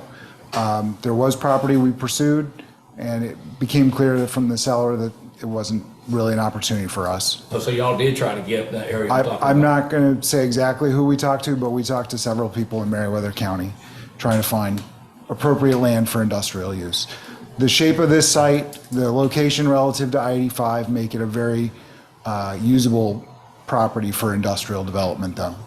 So we feel good about that. I know the last time I was here and also at planning, there were a lot of negatives that were brought up by the community. And I understand and respect that people are concerned about change, and large developments like this certainly reflect change. I wanted to go over a few of the positives and hit on some of the questions that were out there. Meriwether is a growing county and really needs, I imagine, revenue positive properties such as industrial. We did do an estimate. I think the county may have done their own estimate. We came up with, after full build out, that the project would contribute about $1.56 million per year in property taxes. That includes $600,000 to the county, $144,000 to the fire bond and fire district, and $815,000 to the county schools. And while industrial may not be pretty to look at, I'm sure having a little more money for the schools is good for the community. As a matter of fact, I'd point out that amount represents approximately 2% of the current county school budget. So it would be, in my mind, significant. Additionally, the project will bring jobs. I imagine that's a driver for wanting industrial in your county anyway. As I mentioned last time, we would estimate 600 to 1,200 jobs for a project of this size if it were fully built, once it's fully built out. And lastly, or not lastly, the project is located in the northwest corner of the state where I-85 comes across with the interchange. So the majority of the county is going to be unimpacted by this project. Most of the truck traffic will be along 54 and be going to and from I-85. The traffic study we have points that out. It is preliminary, it hasn't been shared yet through the DRI process, but I'm happy to share it with you. I don't have it with me, but I can email it to you. I can say that the preliminary conclusions are that the levels of service would not be significantly impacted. The main intersection that is of concern that without our project is going to be impacted is right at I-85 and 54. DOT has a plan for improvements there. I imagine you may be aware of them, to add roundabouts at both sides of that intersection. And that's planned to come. It's funded. That's happening whether we come here or not. And so that's supposed to alleviate any impacts there. Copies of that? I do. Okay. They say what year? Because usually it takes them about 10 years to do something. I asked the same question. I don't remember the year, but they said it was funded, and funded is the main thing. Would you like, I'm sorry, I only brought one copy. Is this the same development that y'all was trying to get approved in Coweta County? Over by Gordon Road I'm not 16? exactly sure what you mean by the Gordon same Road development. 16? Were y'all trying to put Yes. warehouses at Gordon Road Yes, 16? they were a different type of warehouse. But Those you were were, trying to put some there? yes, we were. And as devastating as Coweta is right now with their budget and struggling, you would think they jumped on it, but they denied having that there in their county, didn't they? They did. They say why, or they just voted down? There were a lot of neighbors who didn't want the traffic, didn't want industrial. Coweta already has a lot of industrial, and maybe they felt that they had enough. Well, they're needing revenue, so if it's gonna bring in $1.5 million, they should have passed it up, I would think, but, That project wasn't as large. I reached out to them, they just told me that, voting for warehouses like voting for apartments, the money doesn't offset the traffic and the devastation to the county, so I guess that might be why they didn't do it, but, okay. Certainly could be. And what's the number of trucks that's been estimated to come in and out of there? I believe the AM peak hour was 25 trucks per hour. And in the afternoon peak was 35 or 37. So what is that total per day? I believe it was 600 and some. Because what I watch now is trucks come down to Alberton and then they cut, instead of going all the way out to 100 or 109 and a cut back, they cut through our back roads and then they go out Luthersville Road to get to Luthersville, and as soon as they get there, they're right back on 54, in case he needs that back. Thank you. Wow, it's a lot of trucks. All right, I'm sorry I interrupted you. Go ahead. I No, don't thank have you. any questions. Again, the impacts of the trucks, I think, are largely mitigated by how close we are to I-85. And unfortunately, I think it's part of the cost of industrial. They don't use schools, they don't use police or fire very often, but they do need other infrastructure. Speaking of, we're prepared to pay for all of the infrastructure associated with our project. We haven't asked anything of the county to contribute financially or anyone else. We've tried to work with the county to be a good neighbor and come up with conditions that would minimize the visual impact of our project. Extensive buffers and setbacks, plantings, and the lights. We would be open to other ideas if there are some. But this is what we propose. We think it's appropriate based on the comp plan, based on how close it is to I-85, based on the other industrial in the county. Is there any other close counties around here in our vicinity that y'all try to do any kind of development like this and was denied there too? No, Coweta is recently the only place I can think of that we've been denied, that I've been denied.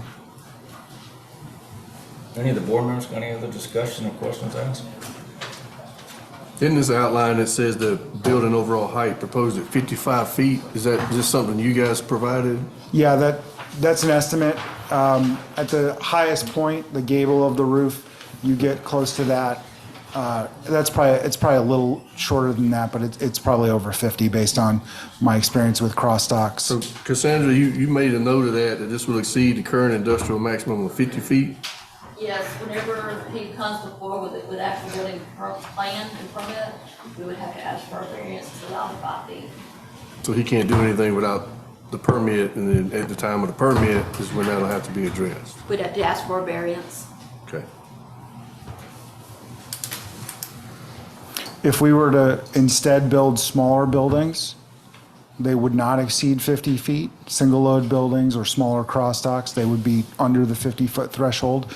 So I mentioned that. It's slightly specific to the plan we're looking at.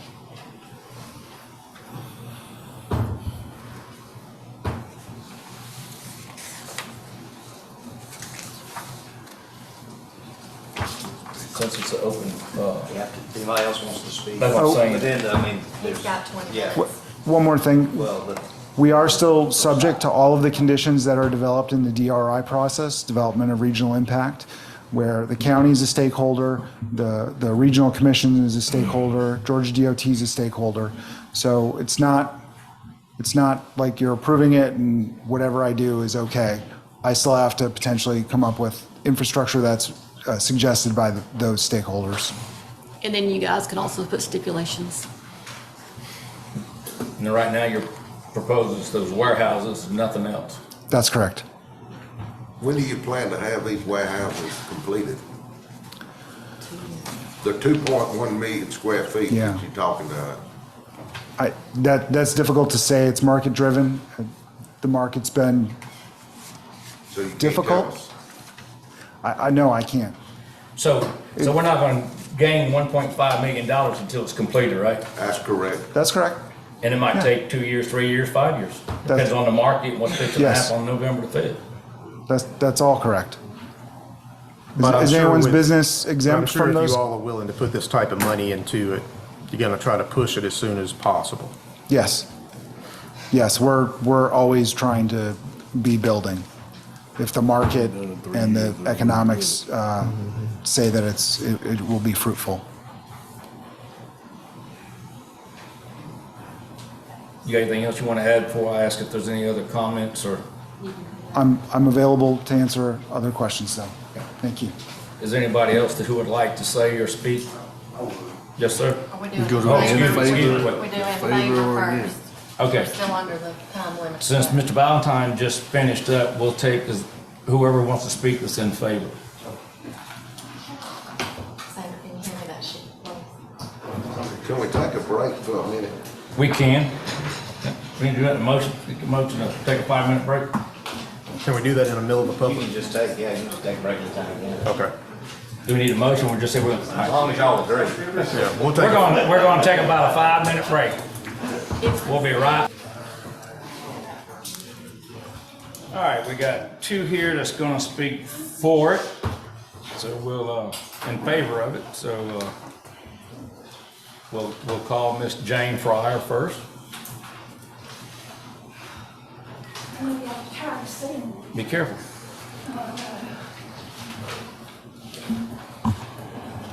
First of all, before I say that, well, I will say that I am in support of it.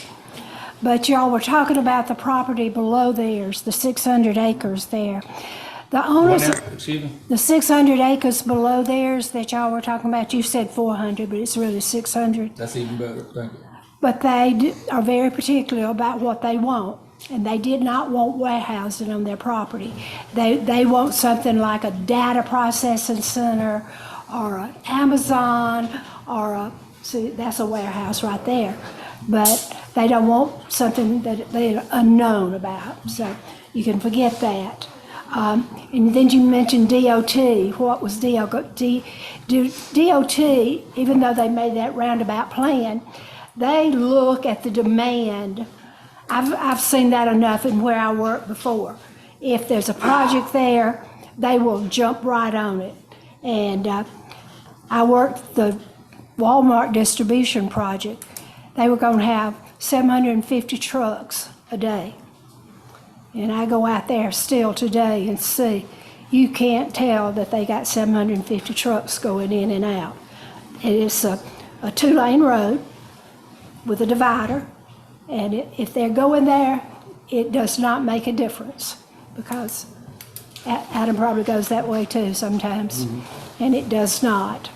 And then, let's see, what I was going to say is I'm here in support of the rezoning of the 184 acres for the use of an industrial warehouse. Y'all keep calling it a warehouse, but industrial projects have warehouses, and they put their stuff in it, and then they take it out and send it somewhere else. But warehousing still has the classification of industrial, am I right? Okay. And so I'm looking at the benefits to the county. I'm not looking at the bad part of it. I'm very optimistic about the things it will bring. First of all, if we had had 185 acres in our industrial park, I would have jumped all over it to have it there because it's already zoned industrial, and I would not have to come before y'all to ask for a rezoning. So that's where we're lacking in our property because we don't have any big industrial sites anymore. I wish we did. I'm looking at the jobs it's going to bring. It won't bring as many jobs as a manufacturing will. I know that. But we've got so many people in this county that needs a job like warehousing, and it'll provide a job for them. And then I think the most important part, even if they don't start at 1.2 million in taxes to start with, it will grow to that, and you need that. Why would you turn down that type, even starting from day one, why would you turn down that money? And it's coming, growth is coming all around us. I've already met with the two that's, in fact, one of them, the big one for Hogansville behind Ingalls, is at a city council meeting tonight asking for the rezoning. And I guarantee you they're gonna get it. The other one behind Big Burger King, they've already talked to Water and Sewer here, and they're making plans. So we won't get a lot off of it, but we'll get a little bit from the sewer. Is my time up? I don't know, you got the time going? Yes, sir. Oh, okay, excuse me, I saw you. 20 minutes. Huh? They get 20 minutes for each side. Oh, but I don't need to 20 take it minutes. off. I thought, No, she's not. Per part, they get 20 per side, so this is eating So I into need, the folks. So- okay, well, all I will say then, Okay. after all that, I think you get the point. I support it, and I think you'd be wrong to not vote for it. Thank you. thank you. Mr. Mike Watson? Chairman King and Commissioners, my wife and I live across the road from this property, and we are in favor of the approval. A couple of three things. Last year in 2023, Georgia's product amount was $682+ billion. We don't have very much here in the county that's producing anything. So by having this warehousing here, it will produce some taxes, maybe not this year, but next year or the year after, whenever it's built, provide jobs. And the logical location for it is right there where her property is, because we're keeping everything up there in that industrial corner, access to the interstate, instead of moving into the middle of the county and putting a warehouse or something in the middle of the county. So we are in favor of the approval of rezoning. Like I said, our property is directly across the highway from hers. Thank you. You have no plans to rezone yours? If somebody throws some money at me, of course I'll take it. Thank you, sir. Anybody in the room would. Absolutely. All right, that's all that's on the list here for favor. So we'll start off with Scott. That'll work. Yes, thank you. Couldn't read it, sorry, my boss. No worries, no, it's your it's name a and long address. name, my handwriting sucks, I apologize, Mr. Chairman. Your name and address. My name is Scott Pittenger, I'm at 7246 Forest Road in Lone Oak, and I just purchased that property actually and moved in after some restoration work on that nice old 1910 house that was unoccupied and owned by the bank previously. Thank you. So for the past 12 months, I've been collaborating with a redeveloper, in fact, the mayor of Hogansville and his team, to salvage a home there in Lone Oak, right there in the center of this old town center. And it was my objective to preserve the character of the home, built in 1910, and at the same time gutting and updating all the utilities, all the degraded members, structural members, but retaining the character of the house itself. I didn't knock it down and build a new house on that land. My goal was to enhance the value of that town and that community. And so I increased the value of that property by making this improvement. And I moved my family there in order to become viable members of this community and contribute. This is the kind of revitalization that's expressed as both a need and a goal in the Meriwether County 2023-2043 Joint Comprehensive Plan. I would not have made this investment if I had been notified that the county was rendering the lands less than 5,000 feet from my newly restored house in Lone Oak into a 2 million square foot industrial warehouse. I currently enjoy the bats flying around my town, the stars in the evenings on my porch, which I restored into beautiful shape. Without that bright glow of high intensity lights creating a permanent sunrise to my west, which I don't care what your light design is, you're gonna have a glow. And that's gonna mess up my night sky. So I currently tolerate the occasional sweet whiff of the landfill, located a little over 1.5 miles away when the wind blows out of the west. And I emailed y'all tonight some diagrams that show you the wind rows for this area. And you'll see that most of the time the wind's coming pretty much out of the west, which is where this facility is going to be located, west of the town of Lone Oak. I certainly don't plan on enjoying the additional whiff of diesel exhaust from the unknown number of tractor trailers, unknown number of vehicles for employees, and associated other traffic generated by this monstrosity. I didn't invest hundreds of thousands of my dollars to buy property that give me the sounds of hundreds of tractor trailers rolling by spewing diesel exhaust on State Road 54, adjacent to the heart of my town. As an environmental remediation scientist with nearly 30 years of professional consulting experience, a former manager of environmental liabilities for a large freight rail company, you probably have heard of here in town, and a current technologist, with an environmental remediation technology company, I am intimately familiar with the risks to the community imparted by industrial activities. I spent my entire adult life coming up with ways to clean up after our industrial past. It isn't a question of if, but rather when a significant environmental release, spill, fire, or other major impact to this community happens. Just look to the north of us at the chlorine gas plume drifting around the skies of Conyers and East Atlanta. We don't know what industries will be in these warehouses now. We don't know what industries will be there in the future. Will they store acids? Reactive chemicals like chlorine? What guarantees of safety can you make? And how will you be held accountable for the failures of that plant or that warehouse? You know, industrial parks have a history of tenants and owners quietly releasing waste out the back door and into the environment, contaminating land, creeks, streams, and groundwater with hazardous chemicals. I know this because it's been my career to clean up after them. It's not a job I'm looking to increase the workload of. We've got enough existing mess on our hands without adding more opportunities. And immediately adjacent to our community, like I said, 5,000 feet from my house, and I'm right there in the center of Lone Oak. How does this make sense? You looking for reasons to add risk to our lives? You know, industrial activity should be taking place, frankly, on areas that had previous industrial activity and where impacts have already occurred, and this is the wisdom of brownfield redevelopment, and I recognize as a newcomer to Meriwether County there may not be many opportunities for brownfield redevelopment. But virgin rural lands where the rain falls, percolates into the ground, mitigating flooding potential, that being converted to millions of square feet of impervious surface, not just the surface of the warehouse, but all the parking associated with it. So it's not 2 million square feet of warehouse, it's multi-millions of square feet of impervious surface on what was farmland soaking up rainwater. That's a horrendous idea in poor land management, in my opinion. Look at the communities in the southeast area being impacted by flooding because of larger, wetter, and more energetic storms. What guarantee does the commission have that design engineers for this project have any idea what the future portends? Do their designs accommodate the quantities of water that they're going to be obstructing? Where does the water go when it overfills that stormwater and detention system? Where does that water get treated? We got hookups apparently, but can our system use that capacity? Where does it get treated? This is water runoff that's carrying oil slicks formed by the accumulated rubber, oils, greases, and exhaust soot deposited daily by the insane number of trucks serving this warehouse. You know, diesel-fueled freight trucks and buses make up about 10% of the vehicles on U.S. roads. They're responsible for 50% of the transportation sector's nitrogen oxides emissions, primarily measured by nitrogen dioxide emission. These vehicles emit a series of other health-harming pollutants. 57% of direct fine particulate matter from on-road vehicles, volatile organic compounds, carbon monoxide, and sulfur dioxide.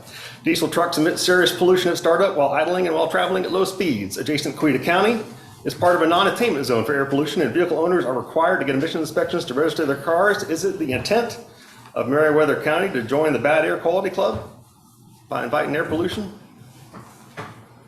Air pollution from trucks is associated with increased health risks. It raises the risk of preterm birth, low birth weight, dementia, heart disease, and stroke, and is directly tied to childhood asthma. We have folks sorely in need in this county. We're going to add to their health issues. The Joint Comprehensive Plan claims to seek objectives for decreasing the poverty gap, the loss of population, the perception of poor education opportunities, and yet 2 million plus square feet of industrial space at the edge of town is the solution. Can I assume these poor statistics are numbers that the county wishes to see get worse? Who wants to move into or grow a community next to an industrial park? Just 1 second, Mr. Scott. Yes, sir. Just want to make sure the other three have time to speak. Yes, So sir. how much? I will wrap up in 13 and a half minutes. Okay. I'll wrap up I in just- 30 I'm seconds. sorry to interrupt you. I just want to make sure they Yes, have sir. the right to speak to. Understood, Mr. Chairman, I appreciate it.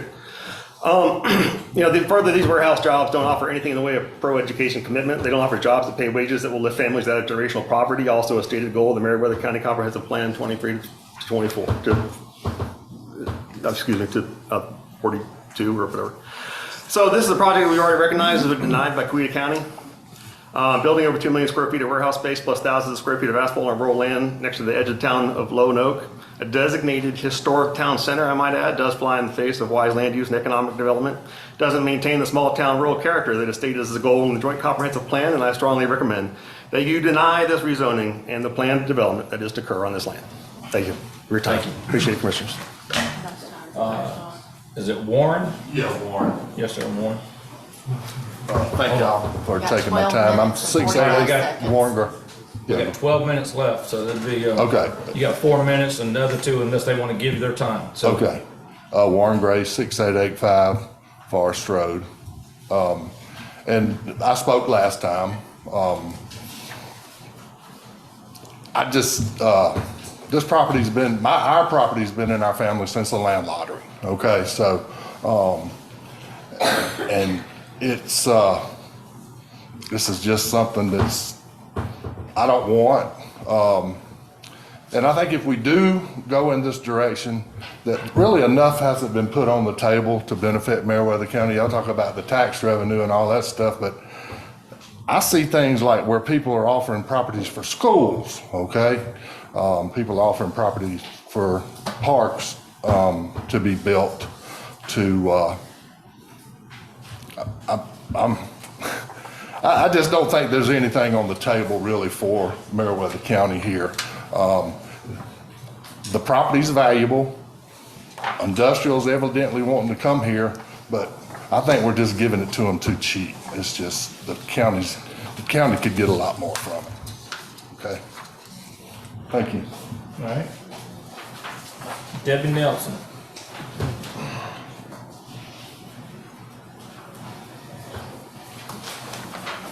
My name's Debbie Nelson. I live at 2125 Tenny Nelson Road.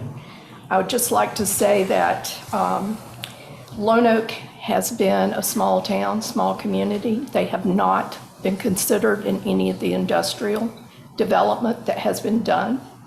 We have had an absentee commissioner. She is president of the IDA, but she doesn't talk to our citizens. I want to say that we have been ignored, that the comprehensive plan was done originally. None of those revisions have been run by the town of Lone Oak, nor has anyone been contacted to see what the residents of Lone Oak is. So I ask, what's important? I mean, our citizens should have what they want out of this county. We're not getting roads. We see the progress, but the jobs that they say, and I'll refer to Ms. Jane, you know, that people need warehouse jobs. How do you know what warehouse jobs we need? I mean, we don't have jobs in that industrial park now. Very, very few. I do want to say this. I'm speaking. Everything needs to be addressed to us, not to anyone else outside of that. Thank you. I would like to know why we are not having a DCA study, why the Department of Community Affairs has not been involved like Coweta got involved. I want to know why we're not seeing a DOT study, and that study presented to the board, to the people. I want to know why we continuously have to hear things in a meeting today that talk about what is and what isn't, when we are getting information from our open records. So somewhere there's a disconnect. And I agree that industry is going to come. This has nothing to do with anyone in the room or who's selling the property. I just think that we're premature in doing this. I would ask that there be more involvement with Lone Oak, and I would ask for honesty and transparency out of the IDA moving forward. Thank you for your time. And the last one I think is on this list here, is that Sonia? Yes. Yes, Sonia. Okay, read the last name. Hi, I'm Sonia Emerson. I am the mayor of the city of Lone Oak, but I spoke last 2 times and I am doing it again. I think hearing the same thing, all I'm asking now is, can the company do all the studies before this is approved and make sure that it's going to be good for us? The city of Lone Oak is the one that's going to be more affected by it. Like you said, Mr. King, the landfill.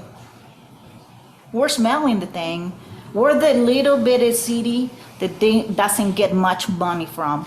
But the other cities, the other municipalities, they get money and they don't smell it and they don't see the trucks. Pollution.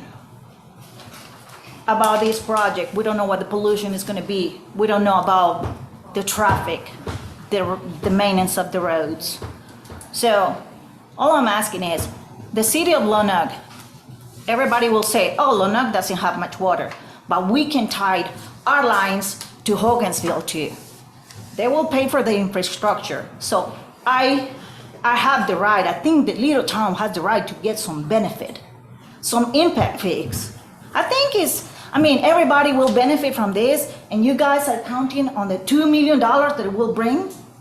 But what about the city of Lone Oak? What are we gonna get? Nothing? Just traffic? Just trouble? It's so hard to get a little hole fixed. Who's gonna tell us who's gonna fix all these problems? At least we, as a little city, we want you guys to, the studies have to be done before this is approved. It is, if it's gonna be good for the county, like he said, I don't think it's there not much good. And especially for the city, it's not much good. So, again, please consider, you guys live probably far away from there, and it's okay for you guys to approve. But we moved from Atlanta, just looking for something more. I guess my only way is selling my piece and go somewhere else. So please, we need impact fees. The city of Lone Oak needs impact fees because we are the most affected by it, and we need to provide the water. If we have to tie our lines, we can, because the county keeps getting closer and closer, and we're gonna disappear. And I don't know if that's what you guys are looking for. Thank you. Thank you. 5.5 minutes left, Mr. Chair. 5.5 minutes left. There's 5.5 minutes left for those, if anybody wants to speak that's against it. I'd like to. Come on in, sir. State your name and address. Dustin Owens, 21158 Roosevelt Highway, Greenville, Georgia. I'd like to speak on a case study as far as what this type of development brings. Admittedly, Meriwether County is now my home, but I'm a transplant from North Fayette County. I grew up on Highway 92, halfway between Fayetteville and Fairburn, about a mile and a half from Oakley Industrial Boulevard. Very famous road now for their industrial development and distribution warehouses. And I can promise you that there is absolutely zero redeeming qualities outside of the tax base that a distribution warehouse brings.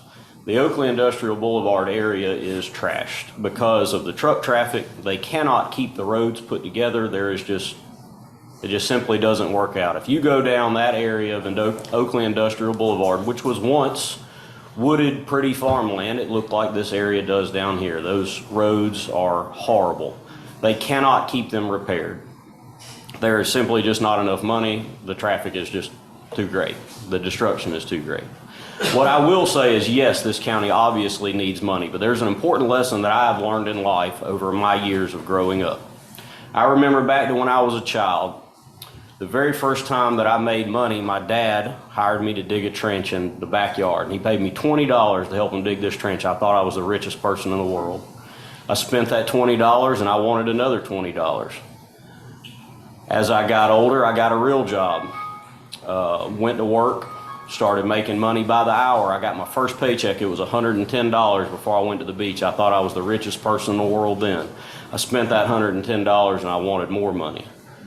As I've gotten older, I've made more money and I've spent more money.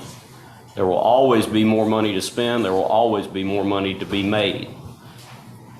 It is an arms race chasing tax dollars. If we get this tax money, we're only going to want more. We'll only need more.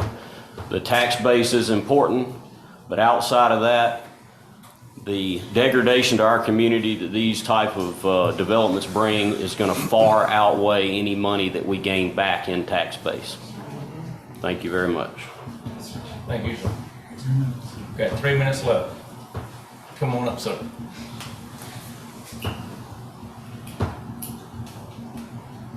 Sorry. James Clements, 2675 Primrose Road, Greenville, Georgia, 30222. I rise today just to present consideration for the board. The first consideration is what type, as we look at these industrial parks, what restrictions do we have on what's being allowed there? And just as in consideration for the biolab that happened up in Conyers, and we can say there are certain things that go into these warehouses, but then still there are certain other elements to that could bring about things, and it brings about a hazard. So just for consideration for that. The second part of that is I was through your area today where the roads were being paved there, and I know there are a few signs that's posted throughout the county about commercial trucks traveling on our roads because our roads are in very bad shape. I live in the Zion Hill community. When the bridge was out, our road got tore up, and it's still tore up. But for the commissioners, the second thing to consider is just the safety on our roads and directing those trucks or preventing those trucks from being able to come through our neighborhoods, through Rocky Mount and through Forest Road and other places like that. If this is passed, I think those are two considerations that the board should consider. Thank you. Thank you, sir. Minute 20 seconds. Got a minute, 20 seconds left if somebody else would like to speak against the proposal. Yes, sir.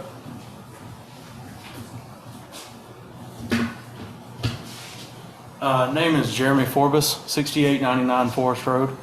I just want to say I oppose it just because I want to raise my children, not worrying about an industrial building 5,000 feet, less than 5,000 feet from my house and my property. So, thank you. Thank you. 45 seconds. Got one there, right there. Come on. Mallory Lynch, 6878 Forest Road. I just want to piggyback on what's been kind of said already. I know they made the point earlier that from where it is located or proposed to be located, that they'd be just accessing 85 from right there, but 85 shuts down all the time going either direction, whether you're trying to go to LaGrange, whether you're trying to go up towards Noonan.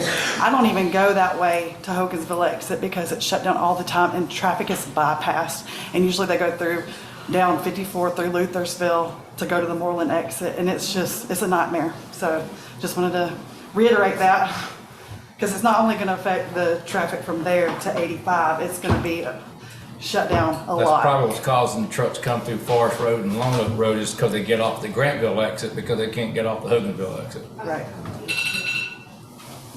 All right, that takes care of that time, and we need a rebuttal for A motion to close, well, do y'all have that in the rules? 5-minute rebuttal.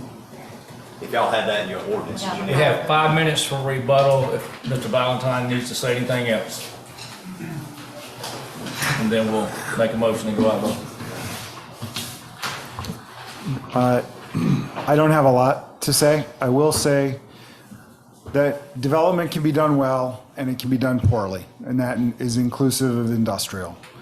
And I would point to the city of Beaufort and Gwinnett County, which is an incredibly pro-industrial development jurisdiction. And, you know, they're using their tax dollars to build a $62 million football stadium. Is that a good use of tax dollars? Probably not, but they have it to spend. We thought this was an appropriate place to put an industrial park. We urge you to vote for it. I understand constituents feel differently. I would still hope to find design elements in what we would do that would minimize the impact. I don't think it's as bad as what's been stated here. There are plenty of communities that have industrial as a part of their portfolio of uses. It's an appropriate use here close to the interstate, in my professional opinion. I am available. Are there any other questions? So would y'all plan on doing it in Coweta and here? No, So the property that we had in Coweta was smaller buildings. It was different size. But I'm saying if you'd have got that, you'd have done that and done one here too? I don't know.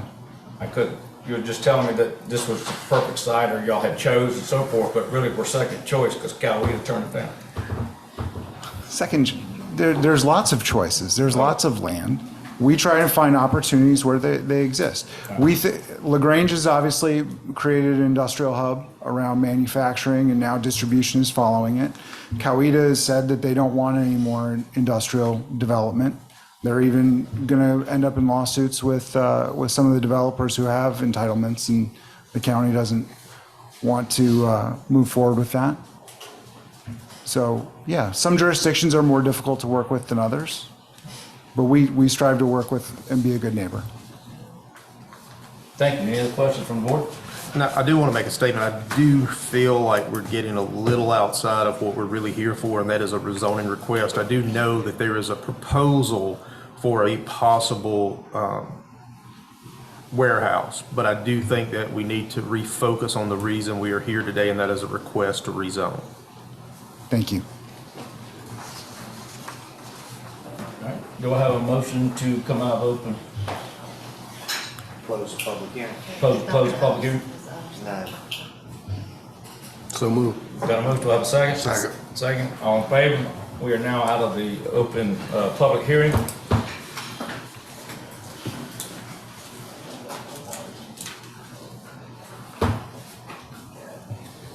Anything from the board? Yeah, there's a couple things I want to address. Someone actually said that a couple of us live way away from this and that it's probably, that we would probably vote in favor of this. I'll say right now, where I live in Manchester, we don't have the industry. We don't have the businesses that we used to have when I was growing up there. So, yes, ma'am, I would welcome this in our area any day, because it would be something to help maintain our area that is drying up pretty much. The northern end is the area that's growing, and I do feel that we're going to have industry. We're going to have companies, businesses come in. There's going to be housing growth. There's going to be everything, and it has to be on this end with the way things are today with the access to the interstate. So I would welcome this in Manchester any day of the week. That's my personal opinion.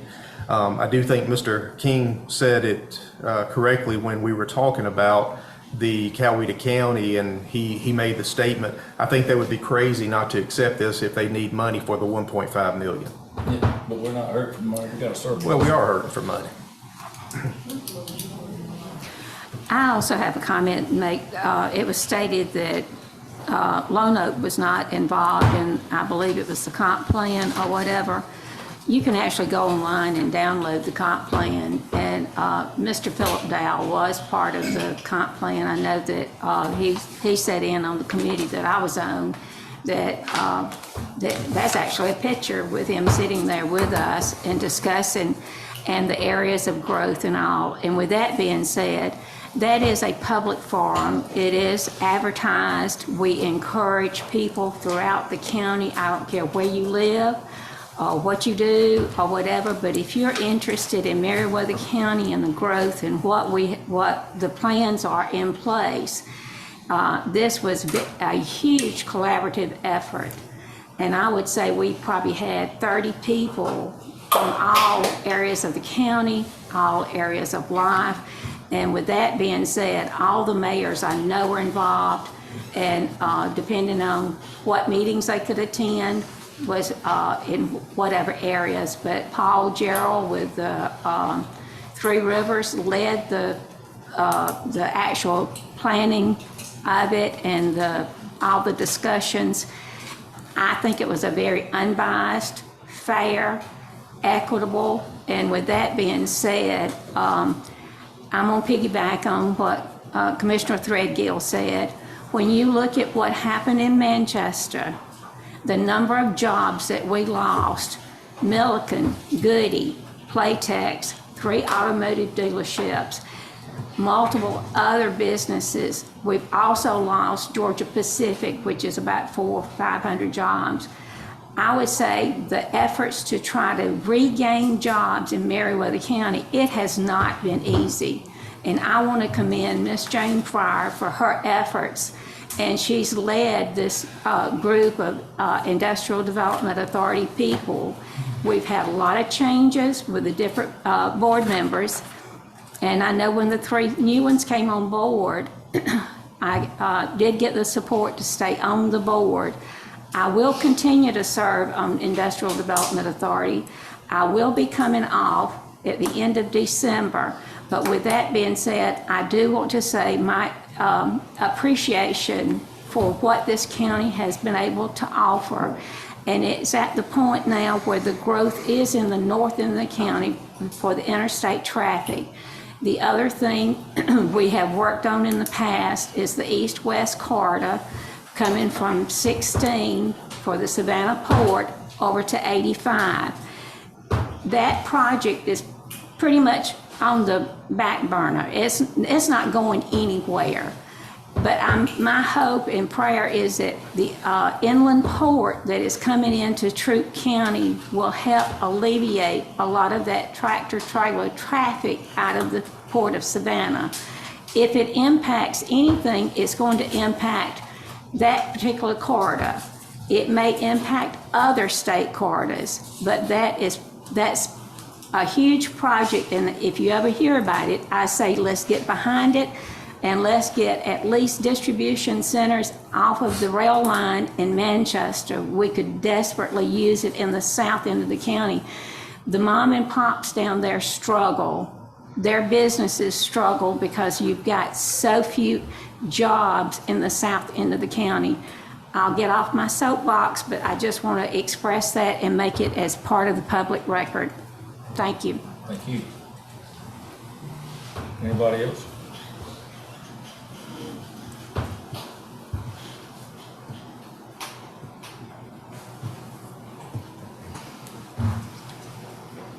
Anything to say?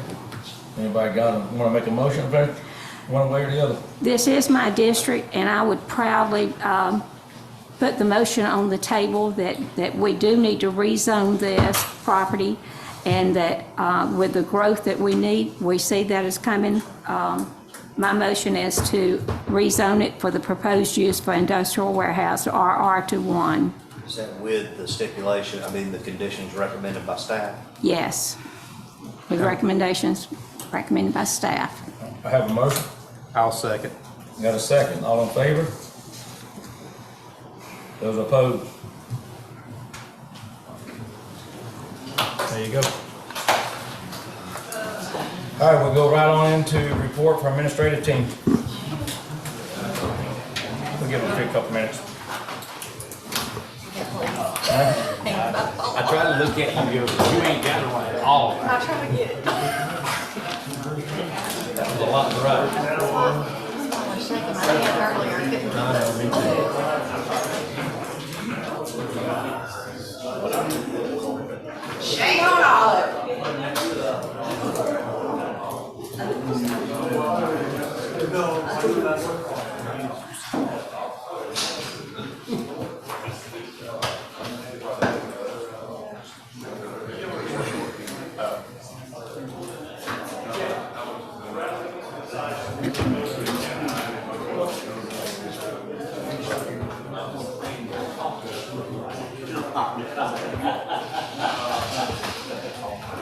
Report from administrative team. Mr. Chairman, Commissioners, we attended emergency briefings on Hurricane Helene with EMA Director Brent Jones. We received emails and phone calls about... We're still having a meeting in here, please, if you don't mind. Thank you. We received emails and phone calls about maintaining dirt roads after the hurricane. I've been in contact with Public Works regarding the dirt roads in the county. Attending a Water and Sewer Authority meeting. The surplus vehicles received no bids. We are reaching out to scrap yards to try to get them to come in and get those out of the Public Works yard. We received an updated road patching list from Bill Cawthorn, and we'll be sending that to the board for consideration. Finance will be preparing for the FY 23-24 audit since the fiscal year is now ended.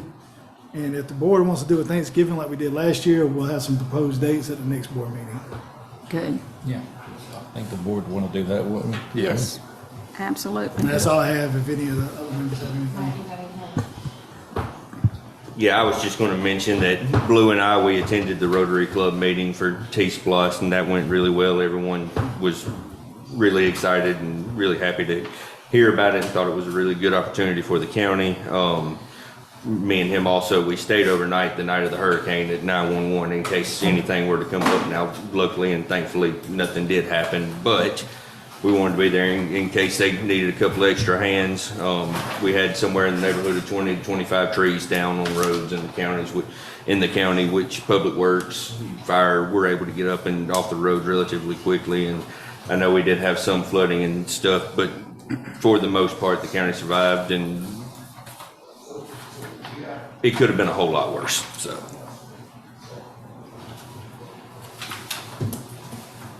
Anything else? I don't have anything. These two covered it, but Okay. I know Assistant Administrator Cole does. All right, report from Assistant County Administrator. All right, thank you, Chairman, Commissioners. The items that you guys have in front of you is just for consideration. These are for updates for things that will be coming to you guys in the next several months or in the next couple of meetings. Okay. First thing that we've got should be before you is an update on the patcher training. We have identified a company that can help us repair and clean out our patching equipment, both the tank and the patching machine. They have put together a proposal which is in your packet for a week's worth of training. They will come out here and train us and show us how to use the machine if we buy their product. Their product is the emulsion material that goes into the machine. Total quote for that is $15,000, but it will be used for patching and other improvements to the roadway. So that is in your packet for your review. Well, it looks like to me that in the thing in the packet, it comes in totes. Yes, sir. So we don't need the tank, correct? The totes would be used if we were taking it out to an actual site. The tanker would be used to hold either additional amounts so that we could buy it in bigger quantities, or so that we could sell it to other municipalities or governments that wanted. Yeah, but I just saw in your package you had 4 totes priced out. I think that was right. Yeah, I believe so, yes, So sir. if you only get 4 totes, I wouldn't see the need to transfer it into the tank. No, sir. The totes, it's a completely different product. The tank material is delivered in a tanker. These totes are meant to be portable and taken out to the actual job location. So it's a completely different product? No, sir. It's the same product. It's just how it's delivered. Yeah, right. The one in the tanker stays in the liquid form, but the one that comes in the totes that are come in the square bundles has to be heated within the machine and then emulsified. They also have so it's not liquid? No, sir, I don't believe so. Okay. Another thing that we have in your packet is an update on our Better Back Roads grant. As part of that grant, we need to contract with an environmental engineer to do a watershed management plan. This was one of EPD's requirements for us getting the grant. We will be reimbursed for it, but we do need to go out and put out an RFP to request the services. A sample RFP is included. We also have an appendix showing what they are going to be doing and also the area that they're going to be doing it in. That will be coming up. We will have legal review the RFP and then issue it once it's approved by legal and EPD. All right. Another thing that is in your packet is a request for Public Works to get an additional boom axe for right-of-way cutting and overhead brush clearing. We've currently got one. This would be a second one that we could put in another part of the county. Staff is recommending the purchase of a Hyundai X8 85A mini excavator that has a mulching mower on it. It also comes with multiple other attachments for a total of $165,000. Those details are also in the packet. Is that the one Barry was wanting? Yes, sir. It He is. told me that he was looking at something. Yes, sir. Now, we haven't talked with finance about when the funds would be available or if we should pull from another What's funding. the horsepower of that one? It's 8.5 tons. I don't know the horsepower. Well, actually, hold on. I That's might have very it. important.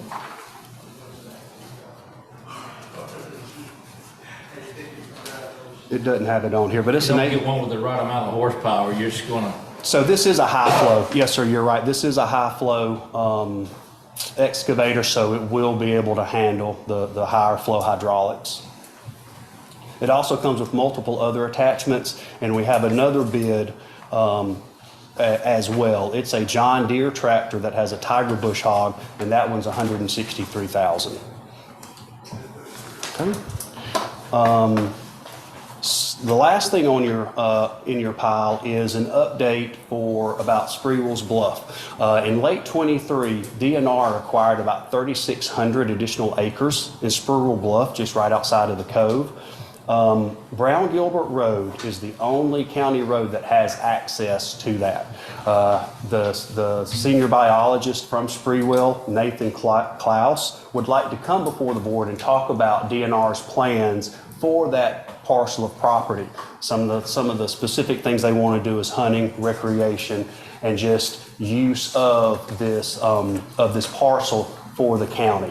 It's a tremendous economic opportunity, and I'm really looking forward to his information and his presentation.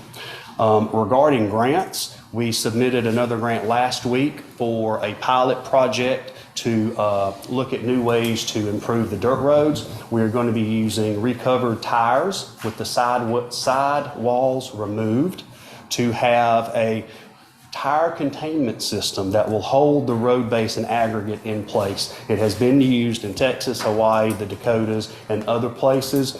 Submitted a grant to EPD for tire recovery to hopefully to get it.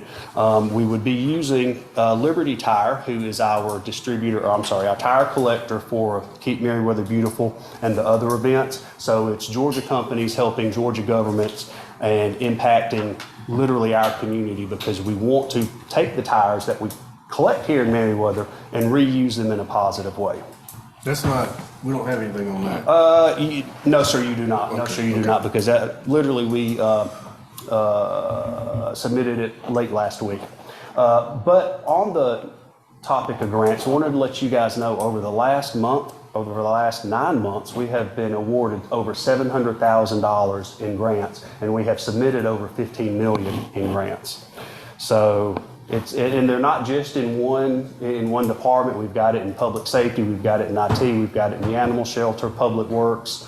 Been a lot of good movement within getting the grants and bringing them into the county. Is that total amount of grants including what the airport authorities get?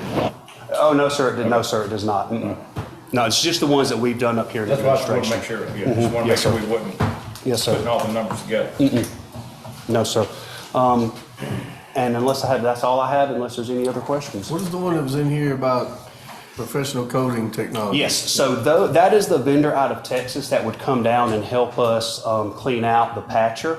What you're holding is another product that they have called Dustex, which is used to coagulate the fines and the material in the aggregate. And with multiple applications, it makes almost a road surface. This is something that they can bring down for us to use as well. It's very similar to the calcium chloride that they use to...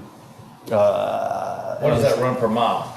I don't know. Can you get a quote on something like that? Like, how much would it cost per many feet, miles, something? I would have to go back and look at my notes. I may have the number, but I don't think I do, because that's one that I look for as well. I wanted to see how much it was per mile. You know what? Actually, hang on. I may have. Because I mean, this is very interesting. It is. It really is. They use the calcium chloride. They got the sprayer trucks. Calcium When the dust gets so chloride, bad, they that's just go and do it. But you have to keep doing it. But it lasts a pretty long while. As long as you ain't getting a lot of rain. So Chairman, it is 275. It's about $8 a gallon. 275 gallons for $2,200. $2,300 if you round it up. So it. And how many miles of all that? I'm not sure. I'd have to go back and find out. That you would just come right on down the road with a sprayer truck? Mm-hmm. We'd use the water truck and then just spray it. Theron had brought some to us like that a few years back. That's because they started it. It was the calcium part, yeah. And I think they've gone to this because the calcium chloride has gotten so expensive. It's gone up quite a bit over the last handful of years. Oh, it has. We're using concrete, it's gone up. All right, So any that's other questions? Accelerate, make concrete set up quick. All right, thank y'all.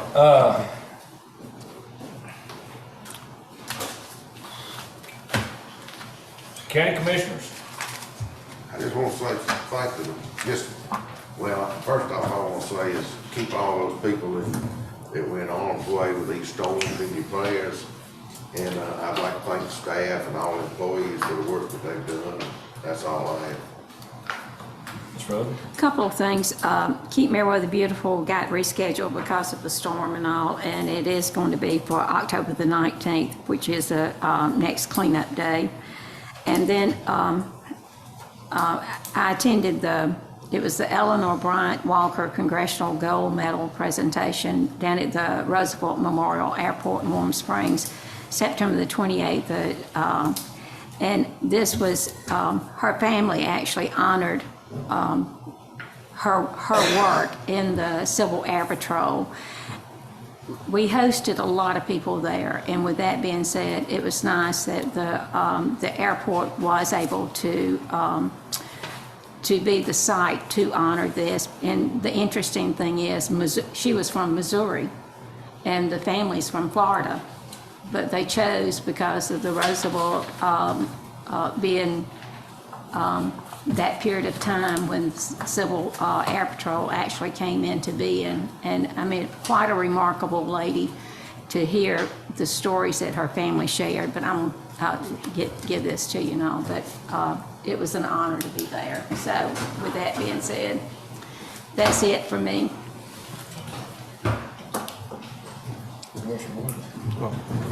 I just want to thank everybody for the work they're doing. There's a lot of good stuff still going on. And make sure that everybody keeps in mind that it's a long meeting today and a lot of drama and noise going on that didn't have to be. Make sure as we bring things before the board that we bring in all the information and data beforehand. There's a couple of these items, like I mentioned, we should have just said, no, we're not making a decision on this tonight, table it and move on in the efforts of keeping this meeting moving efficiently. But if we do that, then we're doing the citizens a disservice who come in with that need, because we didn't do our due diligence to make sure we had everything presented to make the right decision. So keep in mind, sometimes when you're talking as a group, whether it's the staff or IT or finance or the IDA or whatever, you are talking about things you're very well versed in. Then you bring it to somebody else and they're confused and lost. They hadn't talked about it 25 times like you have. So make sure you bring all that data and stuff that you needed to get to your conclusion so that it can be done quickly. Not to be negative with any group with that, but it'll help us not have as many questions, not have the banter back and forth, and make it flow like we look like we know what we're doing and are handling things efficiently and responsibly. So, but like I said in the beginning, thank everybody for what they are doing. Let's just think about that as we go forward. So thank you. Barry.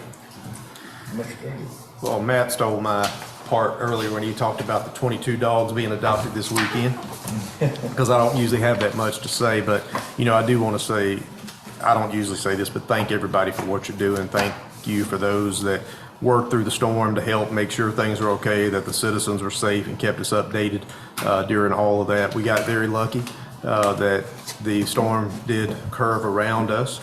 I actually work for a company to where, as of last Thursday, we had not been able to get in touch with 30 employees in the North Carolina area. So it's not saying that they were deceased, it's just saying they can't get to them. Families had not heard from them. So, prayers for everybody that was in that path.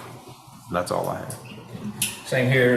They had the cotton picking fair. I still called over there in Gay this weekend, and it was a good turnout, good weather. A lot of folks got to come down and see how beautiful Meriwether County is, and all of our county people that were involved over there and helped them out.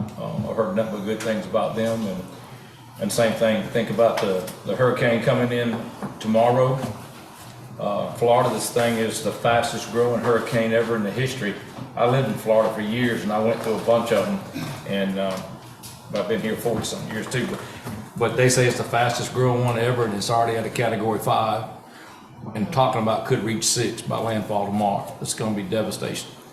So keep those in your prayers and the ones that lost their lives. And thanks everybody for what you've been doing. Anything from the county attorney? No, sir. Do we have reason for the litigation personnel or? Not for my purposes. Yes, sir, Mr. Chairman, for litigation, personnel, and real estate. All right, so with that being said, I need a motion to go into executive session at 8:30. So moved, and it better be worth it. Go ahead. Second. I got a second, all in favor? That's all I got. We're now in executive session. Let's just go straight on in there, y'all got a potty. We are back in regular session. Have a motion. Do I have a motion? So moved. All in favor? All right. I make a motion to appoint John Gorton to the interim administrator position as discussed in executive session. Got a second, all in favor? There you go. Thank you, Is Commissioner. there anything else that's been left out or forgot about or somebody needs to mention? I'll make a motion we adjourn. Second. All in favor? We are adjourned. Gotta go. Thank you. Good night.